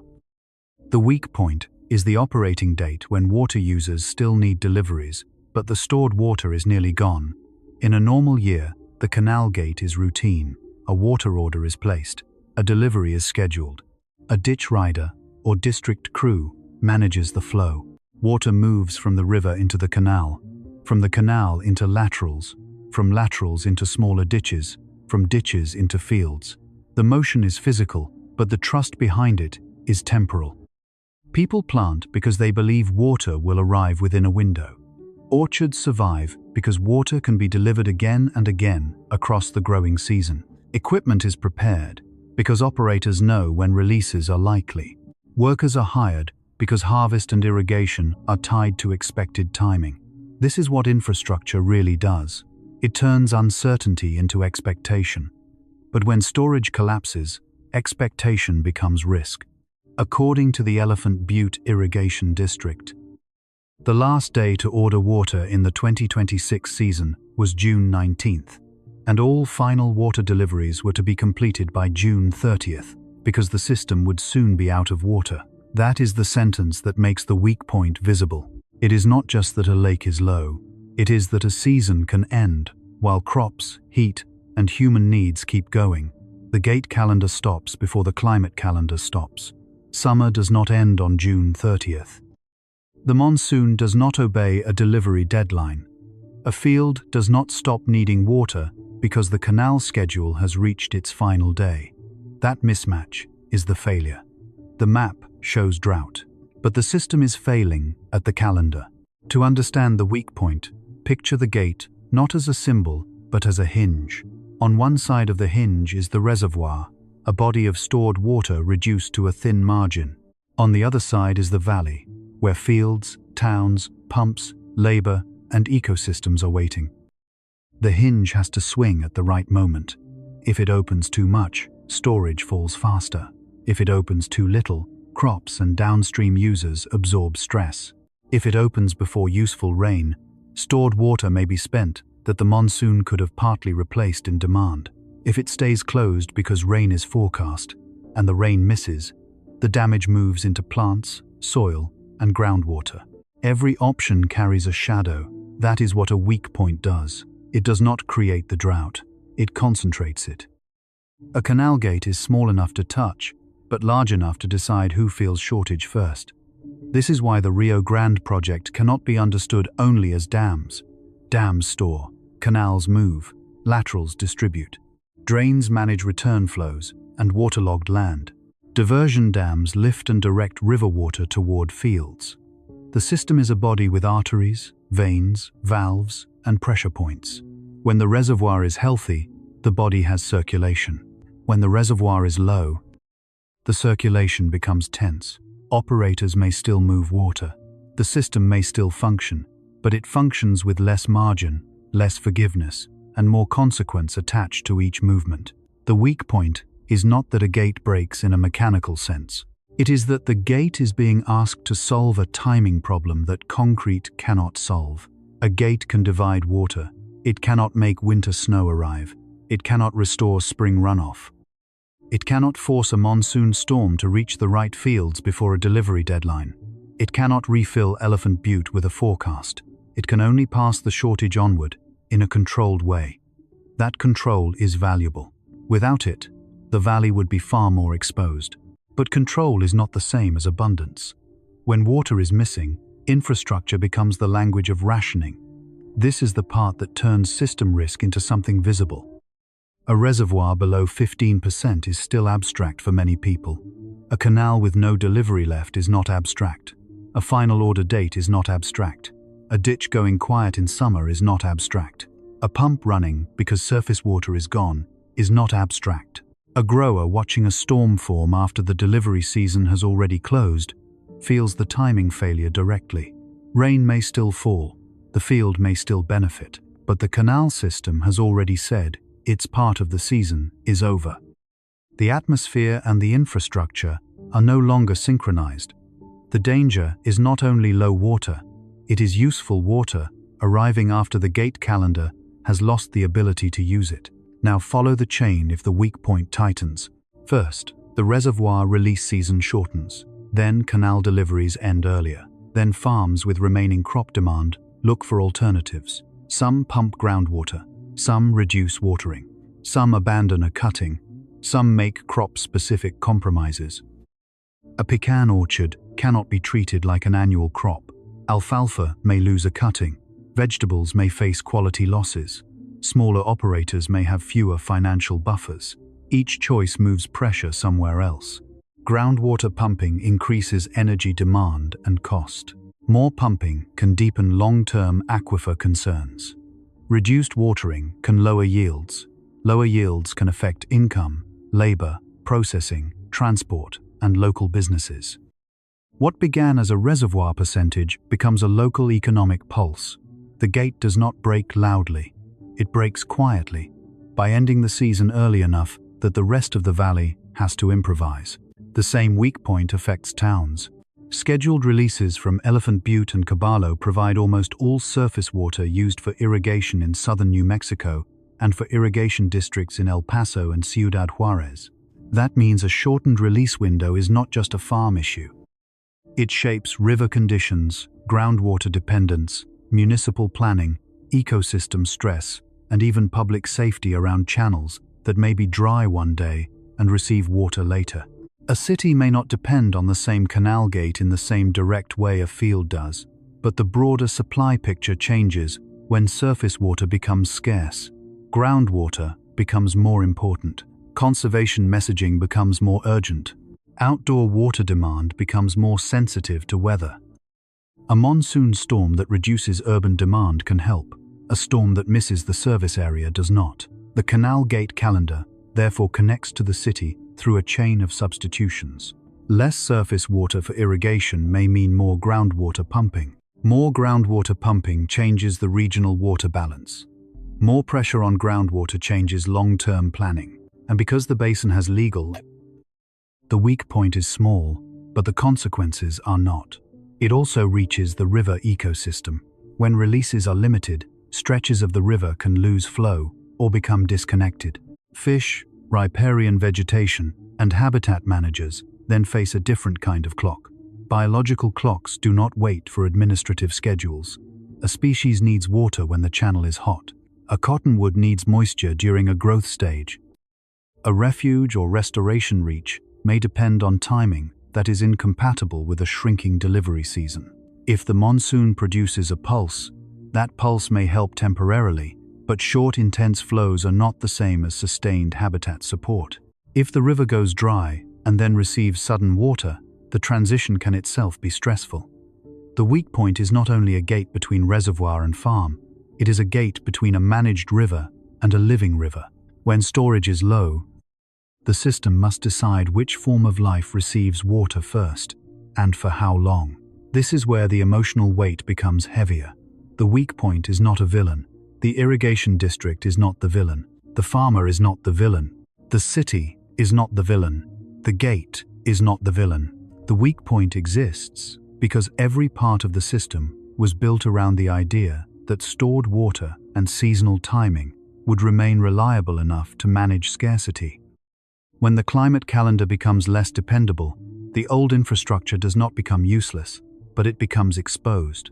It was designed to manage a variable river, not to remove variability from the sky. It can distribute shortage. It cannot erase it. It can stretch a season.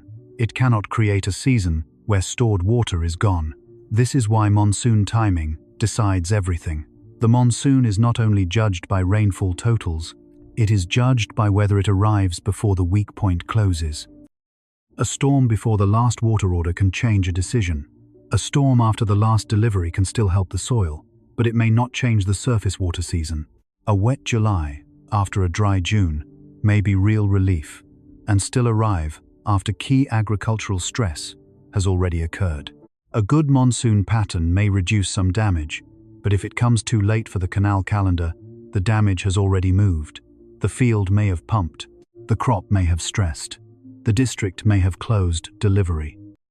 The reservoir may have dropped, the system may have entered a different mode. Timing is not a detail, it is the difference between prevention and aftermath. Think of the canal gate as a door in a building during a fire drill. The building may still stand, the walls may be strong, the exit route may be marked, but if too many people arrive at the door at the wrong time, the door becomes the bottleneck. The Rio Grande's infrastructure is the building. Storage is the air left in the room. The monsoon is the rescue that may arrive. The canal gate calendar is the door. If the door closes before relief reaches the people inside, the system has not failed because the door was imaginary. It has failed because the timing exceeded the design. That is the operational shape of this crisis. Not collapse in one spectacular moment. Bottleneck, deadline, narrowing, trade-off. The weak point is the small place where all the abstractions become motion. Snowpack becomes runoff. Runoff becomes storage. Storage becomes release. Release becomes canal flow. Canal flow becomes crop survival. Crop survival becomes income. Income becomes household stability. Household stability becomes whether the valley can carry another dry year.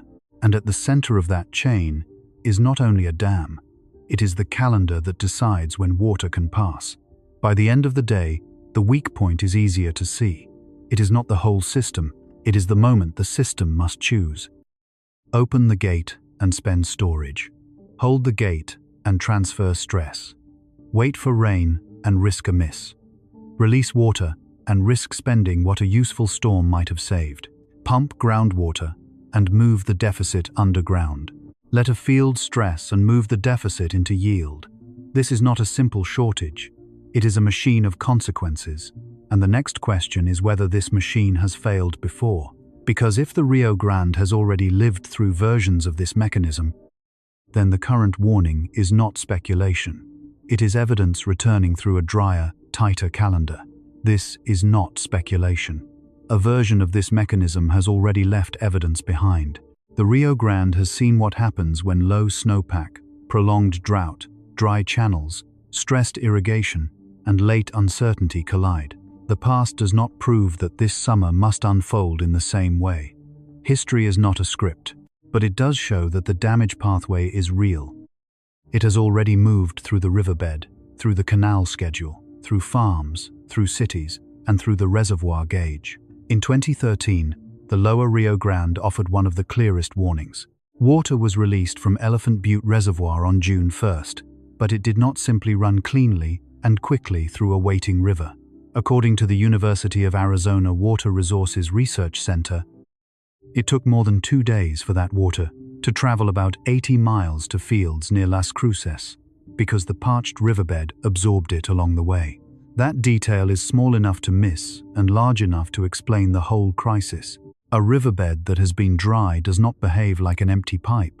It behaves like a thirsty surface. Water released from storage first has to re-wet the channel, soak into dry sediment, fill low spots, and overcome losses before it can become delivery.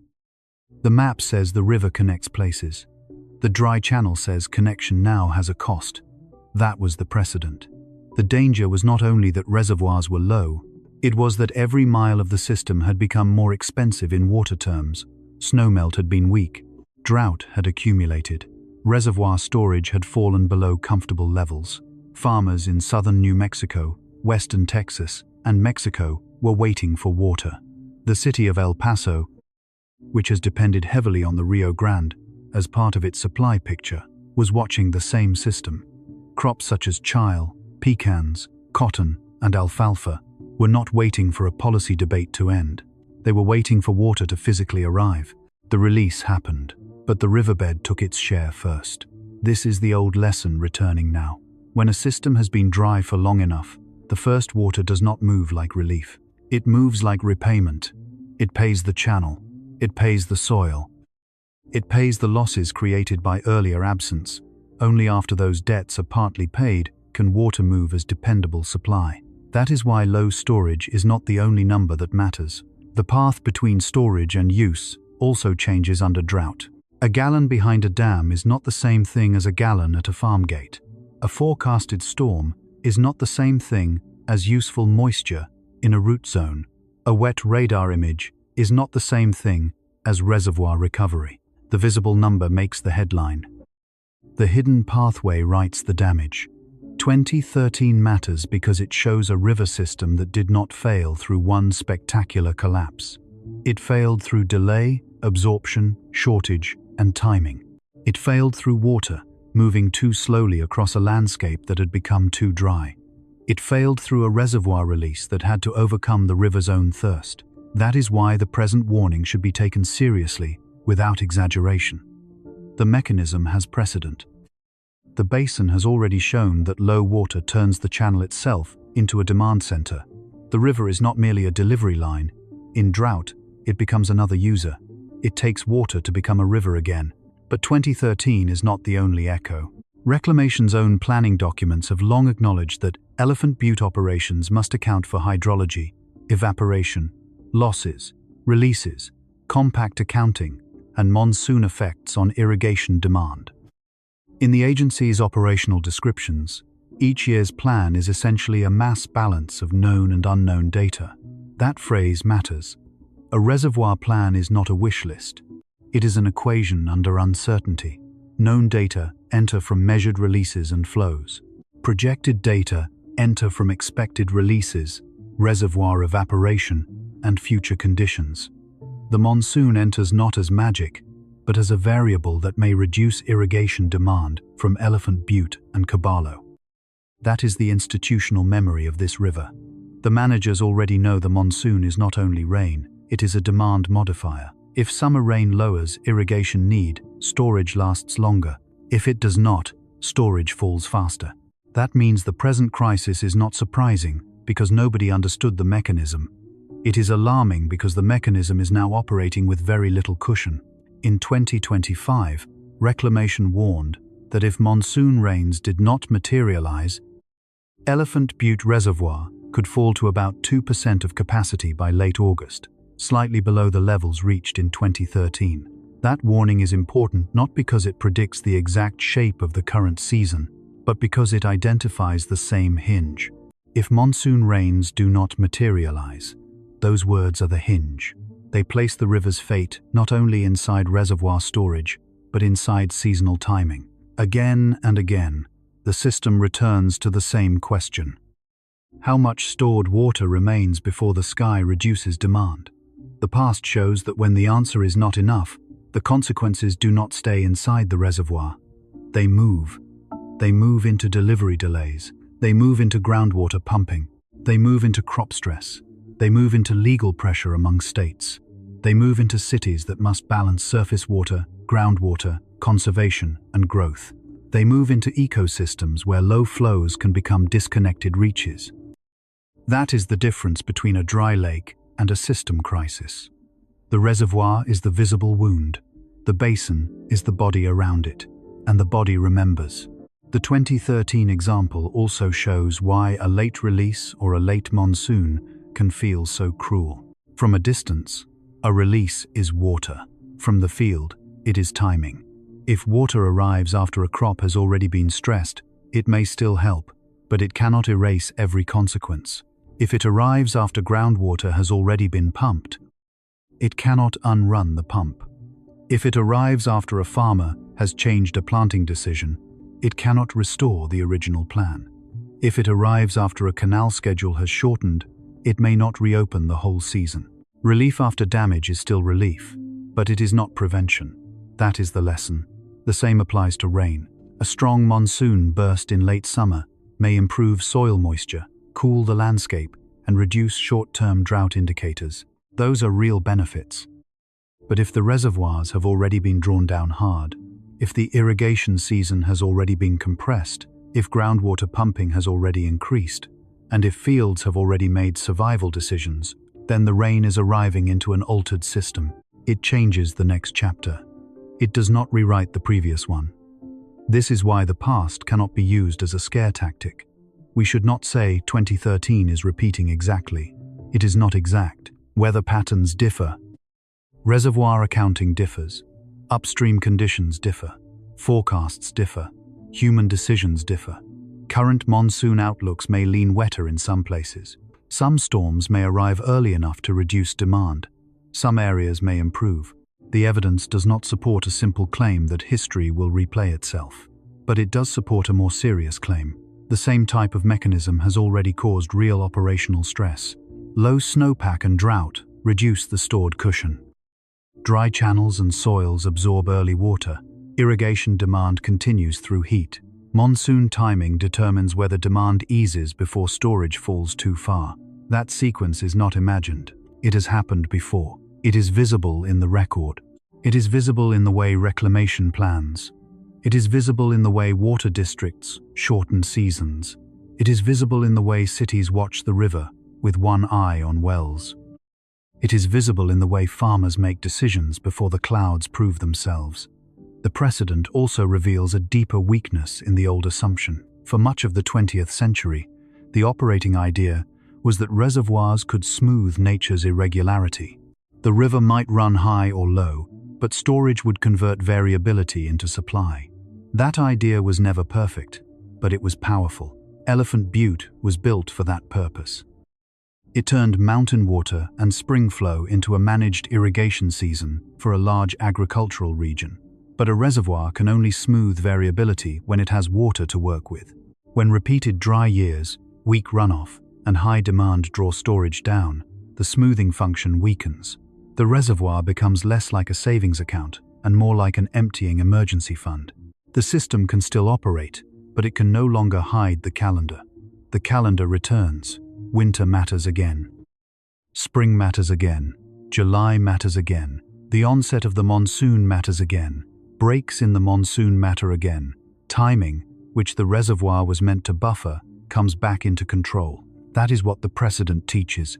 It is not simply that low storage is bad. Everyone knows that. It is that low storage restores the power of every missed week. A week without rain becomes more important. A storm in the wrong place becomes more frustrating. A hot, dry interval becomes more damaging. An irrigation deadline becomes more final. A riverbed loss becomes more expensive. The old cushion is gone, and without cushion, time becomes a hazard. This is not just a drought. This is a monsoon timing failure. But there is one more lesson from precedent, and it is easy to overlook. Systems do not always reveal damage at the moment the weather occurs. Sometimes the damage appears later, in the next allocation, the next planting decision, the next groundwater report, the next legal dispute, the next shortened irrigation season. A dry year can echo. A weak snowpack can echo into summer. A failed summer can echo into the next year's storage. A heavy reliance on groundwater can echo into aquifer stress. A shortened crop season can echo into rural income. The Rio Grande's past shows that drought is not only an event, it is a memory stored in water accounts, soil conditions, reservoirs, wells, legal obligations, and family decisions. The river carries memory. So do the people around it. That is why the historical comparison must be handled carefully. The precedent is not a prediction machine. It is a warning about process. It tells us what to watch. Watch how much storage remains before late summer. Watch whether monsoon rain reduces irrigation demand or only creates local storms. Watch whether dry river reaches absorb early flows. Watch whether water districts shorten delivery windows. Watch whether groundwater pumping becomes the backup more often. Watch whether ecological stress moves downstream. Watch whether a wet week changes the reservoir or mainly changes the surface feel of the land. Those are the real indicators. Not panic, not certainty. Indicators. The warning does not need exaggeration. The evidence is already enough. A version of this mechanism has left evidence in 2013. A version appeared again in recent reclamation warnings. A version sits inside every operational plan that has to ask whether summer rain will reduce demand from a shrinking reservoir. The past does not say the Rio Grande is doomed. It says the system has a known failure mode. Low snowpack, low storage, dry channels, rising demand, and uncertain monsoon timing can turn a river designed around managed delivery into a basin of narrowing choices. That is the precedent. And once you see it, the current crisis stops looking like an isolated bad season. It starts looking like part of a larger pattern, a calendar failure disguised as drought, spreading through the water systems of the American Southwest. A river system does not fail only when the channel goes dry. Sometimes it fails when the calendar stops matching the machine built around it. That is the larger pattern emerging from the Rio Grande. The visible event is low reservoir storage. The deeper signal is that the old sequence of water reliability is being pulled apart. Winter is supposed to store snow in the mountains. Spring is supposed to send runoff into the river. Reservoirs are supposed to hold that runoff for summer. Irrigation systems are supposed to release it through a known season. The monsoon is supposed to arrive later as relief, not as the last remaining question. But this year, that order has weakened. Snowpack came in low. Runoff could not rebuild the cushion. Reservoirs entered the warm season already depleted. Irrigation demand arrived on schedule anyway. The monsoon became not a bonus, but a hinge. This is not just a drought. This is a monsoon timing failure. And that phrase is larger than one river. It is a warning about systems built around old calendars now being tested by weather that no longer arrives in the expected order. The Rio Grande is useful because it makes the pattern visible. It is not an untouched wilderness stream where drought can be described only as a natural absence. It is engineered, measured, divided, stored, released, litigated, pumped, forecast, and watched.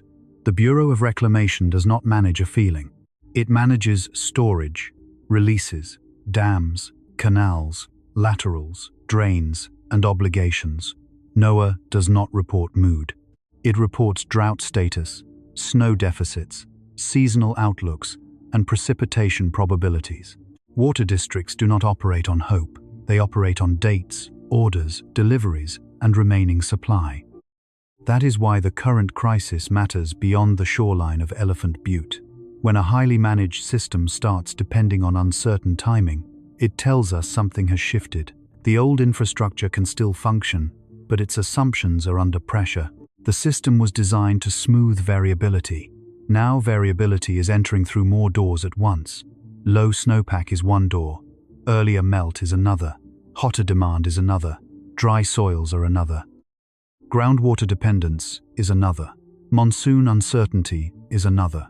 Each one can be managed in isolation. Together, they become compound risk. This is not only a low reservoir, it is a calendar failure disguised as drought. The term calendar failure sounds strange because people usually think of drought as a lack of water, not a mismatch in timing. But timing is what turns water into supply. Rain in the wrong week can be less useful than smaller rain in the right week. Snow that melts too early can leave the reservoir exposed later. A storm that misses an irrigation district may look impressive on a regional map and still fail to reduce demand where demand is highest. A wet August may improve the landscape after a June delivery season has already closed. A drought category may improve, while a large reservoir remains dangerously low. The system does not need only precipitation. It needs precipitation converted into usable relief before the next load arrives. That is the baseline that is changing. The old baseline assumed a sequence. The new baseline may be defined by sequence risk, not just how much water falls, when it falls, where it falls, how quickly it arrives, how long the dry breaks last, how much demand remains after it passes, whether the next season begins with recovery or with the same deficit carried forward. That is the pattern the Rio Grande is exposing. In the past, a reservoir like Elephant Butte could hide many bad weeks. It was not supposed to make drought disappear, but it could buffer timing. If spring runoff was uneven, storage helped. If early summer was dry, storage helped. If the monsoon was late, storage helped. But when storage falls to a small fraction of capacity, the buffering function weakens. The calendar comes back into control. A dry week matters more. A late storm matters more. A failed forecast matters more. A canal deadline matters more. The system becomes sensitive. And sensitivity is the real danger. A sensitive system can be pushed hard by events that would have been manageable when the cushion was larger. This is why the Rio Grande story should not be framed only as a shortage. Shortage is the surface. Sensitivity is the system pattern. The infrastructure was built for a river that varies, but it was not built to make every missed monsoon burst irrelevant. It was built to store surplus when surplus existed. It cannot store water that never arrived. It cannot release water without spending the remaining cushion. It cannot make a wet outlook arrive before an irrigation deadline. It can only move the stress through gates, canals, and schedules. The same pattern is visible in agriculture. Older water planning often assumes that drought years are difficult but recoverable. One bad year can be absorbed if the next year restores the system, but recovery itself is now under pressure. A farm that pumps more groundwater in a shortage year carries cost into the future. A crop that loses yield affects income before the next planting decision. An orchard stressed this season may carry consequences beyond one harvest. A district that ends deliveries early forces farmers to adapt before the monsoon outcome is known. Recovery is not automatic. It requires time, money, water, and a stable enough sequence to rebuild. When the next load arrives before recovery is complete, the system enters a new mode. That mode is not simply drought, it is recovery failure. The event ends, but the deficit remains. The rain comes, but the reservoir does not refill. The season turns, but the aquifer has been pumped. The delivery window closes, but the crop still remembers stress. The calendar moves forward, but the water system has not caught up. This is where the Rio Grande becomes a model for future risk. The future will not be decided only by peak drought intensity. It will be decided by recovery intervals. How much time passes between one dry winter and the next hot summer? How much storage remains before the monsoon begins? How much groundwater is used before surface supply improves? How much ecological stress occurs before flows reconnect? How much financial loss accumulates before the next season begins? Systems can survive shocks when they have time to recover. They become fragile when the next shock arrives before recovery is finished. That is true for water. It is true for farms. It is true for cities. It is true for ecosystems. It is true for families. The Rio Grande's low reservoirs are not only showing a dry year, they are showing a recovery window shrinking. The old preparation calendar also begins to fail. Water managers used to know the broad rhythm. Winter snowpack monitoring led into spring runoff forecasts. Spring reservoir storage shaped summer allocation. Summer monsoon outlooks modified demand expectations. Fall and winter offered a chance to reset. That rhythm still exists, but it carries less certainty. If snowpack is historically low, spring cannot perform its old role. If reservoirs are already depleted, summer cannot be treated as a normal spending season. If monsoon timing is uncertain, late summer cannot be assumed to reduce demand in the right places. If groundwater is increasingly used as backup, the hidden cost of a surface shortage extends beyond the irrigation year.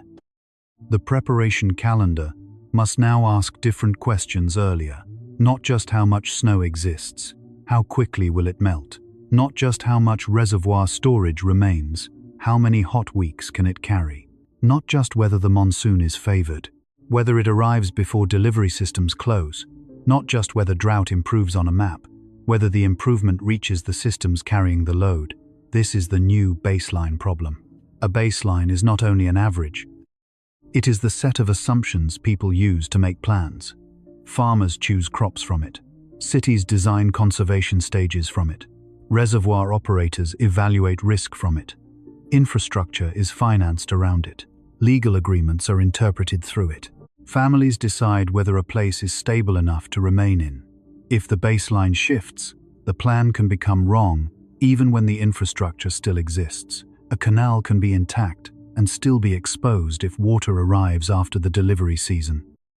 A dam can stand strong and still be stressed if storage rarely recovers. A pump can operate and still be part of a long-term decline if it becomes the default backup. A drought map can show improvement and still leave the reservoir dangerously low. That is why the system pattern is more troubling than the headline number. The number may rise or fall this season. The pattern asks whether the old rules for interpreting that number still work. The Rio Grande also shows how risk shifts across systems. In a wetter era, the first concern might have been managing excess flow, flood control, and allocation. In a low storage era, the risk shifts toward demand management, groundwater substitution, shortened irrigation seasons, ecosystem rescue, salinity, recreation losses, and legal conflict. The same river produces different weak points under a different climate rhythm. A dry year is not only less water, it changes what parts of the system become important. The canal gate becomes more important, the pump becomes more important, the forecast becomes more important, the soil moisture reading becomes more important. The timing of a storm cell becomes more important. The last day to order water becomes more important. The first useful monsoon burst becomes more important. The old system was built around volume. The emerging system is increasingly governed by timing, distribution, and recovery. This is the system expansion. The crisis moves from hydrology into governance. It moves from governance into economics. It moves from economics into health. It moves from health into migration choices, food prices, municipal planning, and ecological survival. A low reservoir can hurt recreation businesses near the lake. A short irrigation season can reduce farm income. More pumping can raise operating costs. Lower flows can stress habitat. Dry channels can become public safety hazards when water arrives suddenly. Cities may turn more attention to conservation or wells. States may fight harder over compact accounting. None of these consequences is automatic in a simple one-to-one way, but they are connected through the same water budget. The system pattern is not one disaster replacing another. It is one shortage changing the behavior of many systems at once. This is why the monsoon sits at the center without being the whole story. The monsoon is not the cause of every problem. It is the seasonal mechanism that may either soften the load or reveal how little margin remains. A strong and well-timed monsoon can buy time. It can wet soils, reduce irrigation demand, lower fire danger in some areas, cool afternoons, and slow the reservoir decline. It can help people, it can help fields, it can help ecosystems, but it is not guaranteed to restore long-term storage. NOAA's drought officials have warned that monsoon rainfall may improve short-term drought conditions, while long-term drought impacts remain, especially where record-low snowpack has already shaped the water year. That is the evidence boundary inside the pattern. The monsoon matters enormously, but it is not a reset button. That means the future cannot be measured by one wet week. It has to be measured by whether the system actually recovers.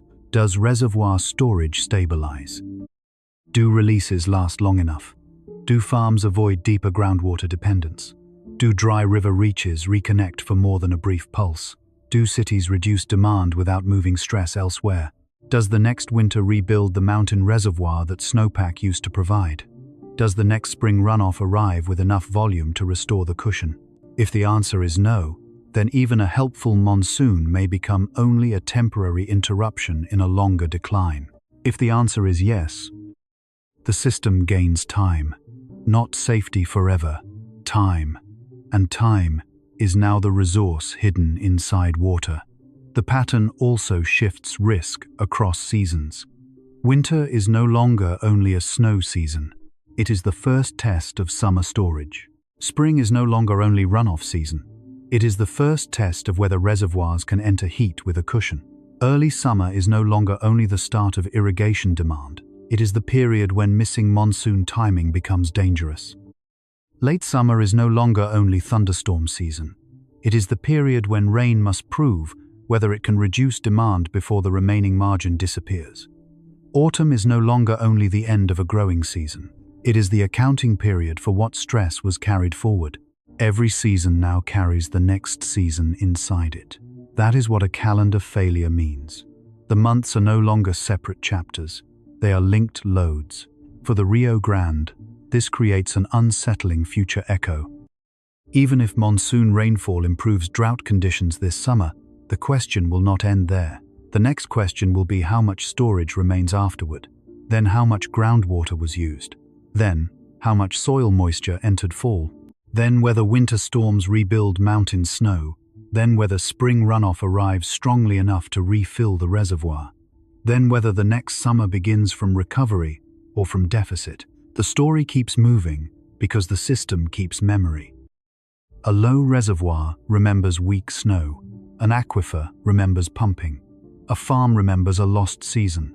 A legal agreement remembers delivery. A city remembers demand. An ecosystem remembers disconnected flow. The calendar turns, but water memory remains. This is why old preparation rules become dangerous if they assume the system resets just because the weather changes. A storm does not equal recovery. A wet month does not equal resilience. A drought improvement on a map does not equal full storage. A reservoir increase does not equal a restored aquifer. Each indicator matters, but none of them alone tells the whole story. The future will require reading the indicators together, the way an operator reads a dashboard. Storage, snowpack, soil moisture, stream flow, groundwater, demand, temperature, monsoon timing, delivery schedules, recovery time. Only together do they show whether the system is regaining margin or merely surviving another interval. That is the larger model this event reveals. The Rio Grande is not showing a single isolated threat. It is showing how climate, infrastructure, and society become linked when the buffer disappears. The climate pattern shapes snow and rain. The infrastructure converts that water into deliveries. Society builds livelihoods around the expectation that conversion will work. When timing shifts, the conversion becomes unstable. When conversion becomes unstable, people make backup decisions. When backup decisions accumulate, they become new stresses. That is the system pattern. Not one break, a sequence of substitutions. Reservoir to canal, canal to pump, pump to power bill to crop choice to income, income to community, community to long-term resilience. The drought does not stay in the river. It travels. The headline is low storage. The real story is a system built for a past sequence being tested by a present that no longer follows that sequence reliably. The monsoon may still arrive. It may help. It may soften the summer. It may keep the worst outcomes away. But the question it leaves behind is larger than this season. What happens when the calendar itself becomes the weak point? What happens when the recovery window is shorter than the time the system needs? What happens when the old baseline no longer tells water managers, farmers, cities, and families what to expect? That is the future echo. The Rio Grande's reservoirs are falling now. But the pattern they reveal is bigger than the waterline. It is a warning that the next era of drought will not be measured only by how dry a place becomes. It will be measured by whether its systems still have enough time to recover before the next load arrives. The warning does not need exaggeration. The evidence is already enough. The reservoirs are low, the snowpack was weak, the drought footprint has been wide. Elephant Butte has been sitting at a small fraction of its conservation capacity.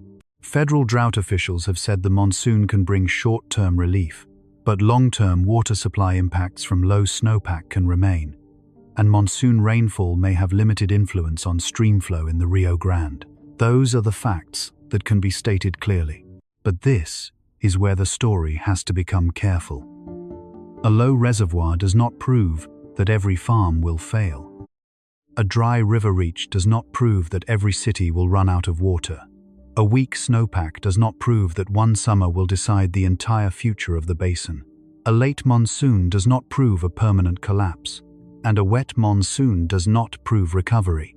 The line between warning and exaggeration matters, because water systems are complicated, and false certainty is another kind of danger. What is related is the chain. Low winter snowpack is related to weak spring runoff. Weak runoff is related to low storage. Low storage is related to a shorter cushion for irrigation season. A hot, dry early summer is related to stronger demand. Monsoon timing is related to whether that demand is reduced before more water leaves the reservoir. Groundwater pumping is related to surface water shortage. Canal deadlines are related to storage and delivery reality.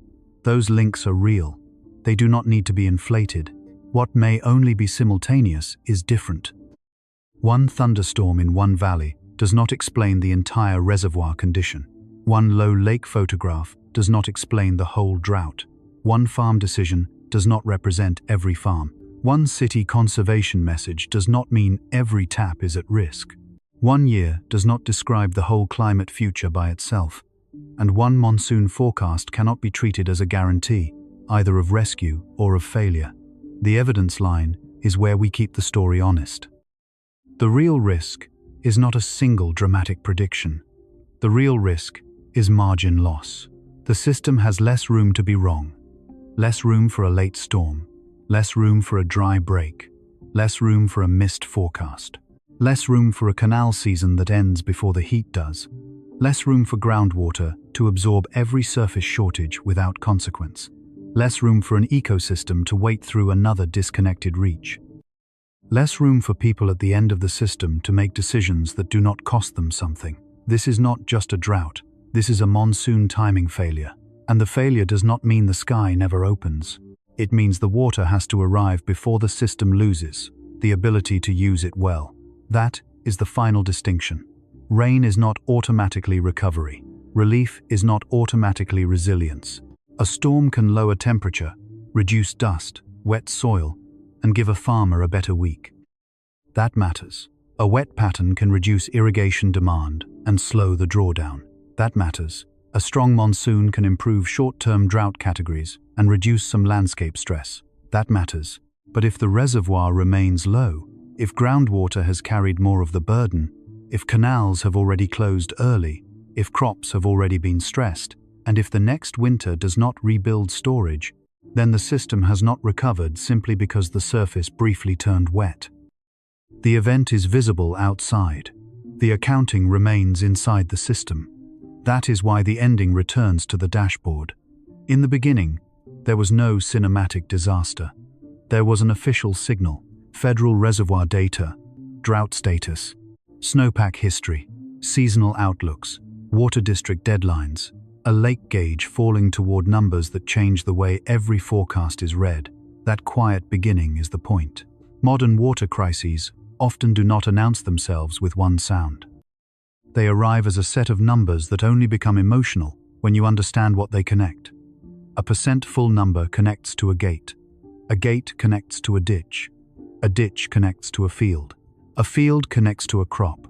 A crop connects to income. Income connects to a family. A pump connects to groundwater. Groundwater connects to future limits. A dry channel connects to habitat and public safety. A monsoon cloud connects to all of it, but only if it arrives in the right time and place. The Rio Grande is teaching a hard lesson about timing.